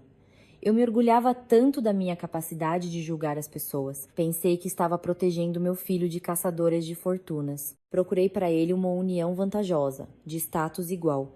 E, na verdade, com minhas próprias mãos, quase o empurrei para um abismo. Deixei entrar em nossa casa uma pessoa cruel e calculista, que, por ambição, estava disposta a destruir uma menina pequena. Ela apertou com mais força os dedos da nora, inclinando a cabeça tão baixo que era possível ver os fios brancos em seu cabelo. Quando Victor disse que a tirou daquela viela machucada, na lama, eu entendi o que fiz. Se vocês tivessem ido embora, ele nunca me perdoaria. E eu mesma nunca me perdoaria. Helena ergueu o rosto banhado em lágrimas. Você é a verdadeira, Ana. Você não se justificou para mim no restaurante, não pediu proteção a Victor quando a Aline foi até você no trabalho. Você apenas protegeu sua filha. Perdoe-me, minha filha. Perdoe-me. Se puder, aceitarei qualquer resposta sua, mesmo que me proíba de entrar nesta casa. A jovem olhava para a mãe de Victor chorando. Lembrava-se de como sua própria mãe chorava à noite, impotente. Ela conhecia o valor daquelas lágrimas. Eram as lágrimas de uma pessoa cujo mundo desmoronou. Em sua alma, não havia alegria maliciosa nem desejo de punir a sogra pela humilhação passada. Restava apenas uma tristeza silenciosa e serena. Ela gentilmente liberou uma mão do aperto de Helena e tocou seu ombro de forma suave e tranquilizadora. A senhora não tem pelo que se desculpar, dona Helena. A voz soou quente e firme. Toda mãe quer proteger seu filho. A senhora protegeu Victor da maneira que sabia. Ela se inclinou e abraçou a mulher mais velha. Helena congelou por uma fração de segundo e depois apertou a nora com força, maternalmente, soluçando baixinho em seu ombro. Naquela sala espaçosa, inundada pela luz do sol, a longa e invisível guerra terminou. As duas mulheres que amavam o mesmo homem finalmente se encontraram. A noite do mesmo dia caiu sobre a casa de campo com um crepúsculo suave. No quarto de criança, que Victor mandara decorar em uma única noite, a luz quente de um abajur brilhava. No chão, um tapete felpudo. No meio do quarto, erguia-se uma construção grandiosa. Uma enorme ponte pêncil de peças de plástico, com quase 2 metros de comprimento. Victor estava sentado no tapete, de pernas cruzadas. Trocara o terno de negócios por jeans e um suéter macio. As mangas estavam arregaçadas. Em frente a ele sentava-se Cati. A menina estava extremamente concentrada. Seus cachos ruivos estavam bagunçados, mas uma ruga teimosa apareceu em sua testa. A ponte estava quase pronta, faltava apenas um elemento central para unir os dois longos arcos. Ana estava parada silenciosamente na porta, encostada no batente. Observava-os, com medo de se mover para não quebrar aquele momento frágil. Cati pegou a última e maior peça, girou-a nos dedos, depois abaixou as mãos e olhou muito seriamente para Victor. O Denis da novela disse... Começou a menina, pronunciando as palavras devagar e com cuidado, que a pedra de fecho da ponte é sempre colocada por dois, o arquiteto principal e o construtor principal, senão a estrutura não fica forte e tudo desmorona. Victor deixou de lado o manual de instruções. Olhou nos enormes olhos castanhos da criança, entendendo que não era o destino de uma ponte de brinquedo que estava sendo decidido, mas o destino de sua vida. O Denis está absolutamente certo, Catarina, respondeu Victor em voz baixa. A pedra de fecho é a base de tudo. Ela segura a ponte para que as pessoas possam atravessar sem medo. Cati estendeu a peça, mas não a colocou no lugar. Olhava para o homem de forma inquisidora. Você vai ser meu pai? Perguntou ela. A voz da menina soou fina, mas muito exigente. De verdade para sempre. Victor sentiu a respiração falhar. O homem que comandava milhares de funcionários e fechava negócios bilionários com sangue frio, agora mal conseguia controlar sua emoção. Olhava para aquela criança pequena que passara por tanto e via nela a continuação da mulher que amava mais que a vida. Ele não sorriu. As crianças não toleram falsidade em momentos assim. Estendeu sua mão grande e forte e cobriu suavemente a pequena mão de Cati, que segurava o bloco de plástico. Vou. Sua voz tremeu um pouco, mas soou firme e confiante. Eu te prometo, de verdade e para sempre. Cati examinou seu rosto atentamente. Satisfeita com a resposta, ela assentiu decididamente. Juntos, com 4 mãos, eles encaixaram a última peça no centro do vão. Ouviu-se um clique alto e claro. Os encaixes de plástico se uniram. A ponte estava concluída, estava firme, conectando confiavelmente as duas margens. Ana se virou, enxugando apressadamente as lágrimas que surgiram, mas eram lágrimas de uma pessoa completamente feliz. Passou-se exatamente 1 ano. O vento frio de novembro soprava pelo enorme canteiro de obras na periferia de São Paulo. As máquinas de construção amassavam a lama congelada. Paulo, vestido com uma jaqueta de trabalho barata e surrada e botas gastas, empurrava com dificuldade um carrinho de mão carregado de argamassa. Suas costas estavam ainda mais curvadas, o rosto curtido pelo tempo adquiriu um tom terroso. As mãos, que antes não conheciam um trabalho pesado, estavam ásperas e rachadas. Ei, Silva, por que parou? Gritou um capataz corpulento da beira do buraco. Vamos, se mexe. A argamassa está esfriando. Estão te pagando para quê? Paulo cerrou os dentes e forçou o carrinho. A roda afundou em um sulco gelado. 1 ano atrás, após aquele encontro na viela, sua vida desceu ladeira abaixo em alta velocidade. Aline, percebendo que o plano falhara, obviamente não lhe pagou a segunda parte do dinheiro, e o adiantamento que recebera se dissolveu em dívidas de jogo em alguma semana. Os credores, homens realmente cruéis, o encontraram rapidamente, tiraram dele tudo o que restava, o forçaram a vender o carro velho e o expulsaram do cortiço. Ele não tinha mais nada. Para não acabar no fundo do rio, foi forçado a arrumar um emprego como servente de pedreiro, com carteira assinada. Mas o pior o esperava na contabilidade. 90% de seu salário miserável era automaticamente descontado por oficiais de justiça para pagar dívidas antigas e pensão alimentícia, que os advogados de Victor Almeida haviam processado com maestria, bloqueando todos os seus futuros rendimentos até a maioridade da filha. Paulo ficava com migalhas, que mal davam para comer. Ele empurrou o carrinho para uma área plana, parou, respirando com dificuldade e enxugou o suor com a manga suja. Levantou a cabeça. Acima do canteiro de obras, em um enorme outdoor da construtora Grupo Almeida, um novo banner brilhava. Nele, uma família feliz em frente a um complexo residencial recém-construído. Uma inscrição grande dizia: "Construímos um futuro seguro para quem você ama." Do outdoor, olhava para ele Victor Almeida. Ele abraçava Ana, uma beleza radiante e confiante com olhos brilhantes. E nos ombros de Victor sentava-se uma menina risonha de cabelos ruivos com uma jaqueta colorida. Cati, sua filha. A filha que ele trocou por medo e ilusões baratas. Paulo olhava para aquele outdoor todos os dias, por 10 horas. Era sua tortura pessoal e sofisticada, da qual não podia escapar. Ele abaixou a cabeça, segurou as alças sujas do carrinho e continuou a empurrá-lo pela lama gelada. Do outro lado da cidade, em um estúdio apertado e enfumaçado na muca, Aline sentava-se em um sofá desmontado. Olhava para uma conta de luz vermelha, de aviso de corte. O penteado de salão impecável era coisa do passado. A raiz do cabelo crescida estava presa em um rabo de cavalo desleixado.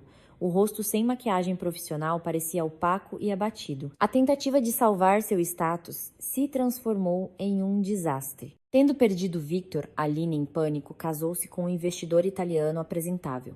O casamento foi grandioso, às custas do pai dela. 3 meses depois, o investidor desapareceu. Após esvaziar todas as contas disponíveis do sogro, transferir os ativos da empresa para si através de esquemas complexos e deixar para trás apenas uma montanha de dívidas. A família de Aline faliu. O pai dela perdeu sua participação no Grupo Almeida e sofreu um infarto. O apartamento de luxo no centro teve que ser vendido para pagar as dívidas. As ex-amigas da alta sociedade pararam de atender suas ligações, riscando-a instantaneamente de suas listas. Ela jogou a conta na mesa, olhou para suas mãos com o esmalte barato descascado. Precisava se arrumar para o trabalho como recepcionista em um salão de beleza comum, onde agora teria que sorrir e servir café para as mesmas clientes, para as quais antes olhava com desdém. O centro de São Paulo brilhava com luzes. O casarão antigo na luz, por muito tempo escondido por andaimes, finalmente se apresentou à cidade em todo o seu esplendor. Hoje, acontecia a inauguração solene do novo Centro Cultural e de Exposições. E hoje mesmo, há poucas horas, em um pequeno círculo de pessoas próximas, Ana e Victor se tornaram oficialmente marido e mulher. Ao longo da entrada principal, estendia-se um tapete vermelho. Flashes de câmeras brilhavam. Jornalistas se aglomeravam atrás de cordões de veludo. Das portas maciças de carvalho emanava uma luz quente e sons de música clássica. Na multidão de curiosos, uma pequena confusão. Uma mulher desalinhada em um casaco barato, com o cabelo desgrenhado, tentava desesperadamente furar o cordão de segurança em direção ao tapete vermelho. "Me deixem passar. Eu o conheço. Preciso falar com ele." A voz de Aline se transformava em um grito histérico. Ela viu um carro de luxo parar na entrada. Victor saiu. Ele deu a mão e Ana pisou no tapete. Aline se jogou para a frente, agarrando-se ao braço de um segurança alto. "Victor, por favor!" gritou ela, sobrepondo-se ao barulho da multidão. "Atenda o telefone, me empreste dinheiro. Estão nos despejando. Meu pai está no hospital." "Victor!" Victor parou por um segundo. Virou a cabeça e olhou para a mulher se debatendo nas mãos da segurança. Em seu olhar não havia malícia nem raiva, apenas uma indiferença profunda e impenetrável, com a qual se olha para um espaço vazio. Ele acenou silenciosamente para o chefe da segurança. 2 homens fortes, educadamente, mas com uma firmeza impossível de resistir, afastaram Aline do cordão e a levaram para a escuridão da rua fria. Os jornalistas nem notaram. Suas lentes estavam apontadas para os protagonistas da noite. Ana estava no centro do enorme salão, sob a majestosa cúpula. Usava um luxuoso vestido de noiva cor de marfim.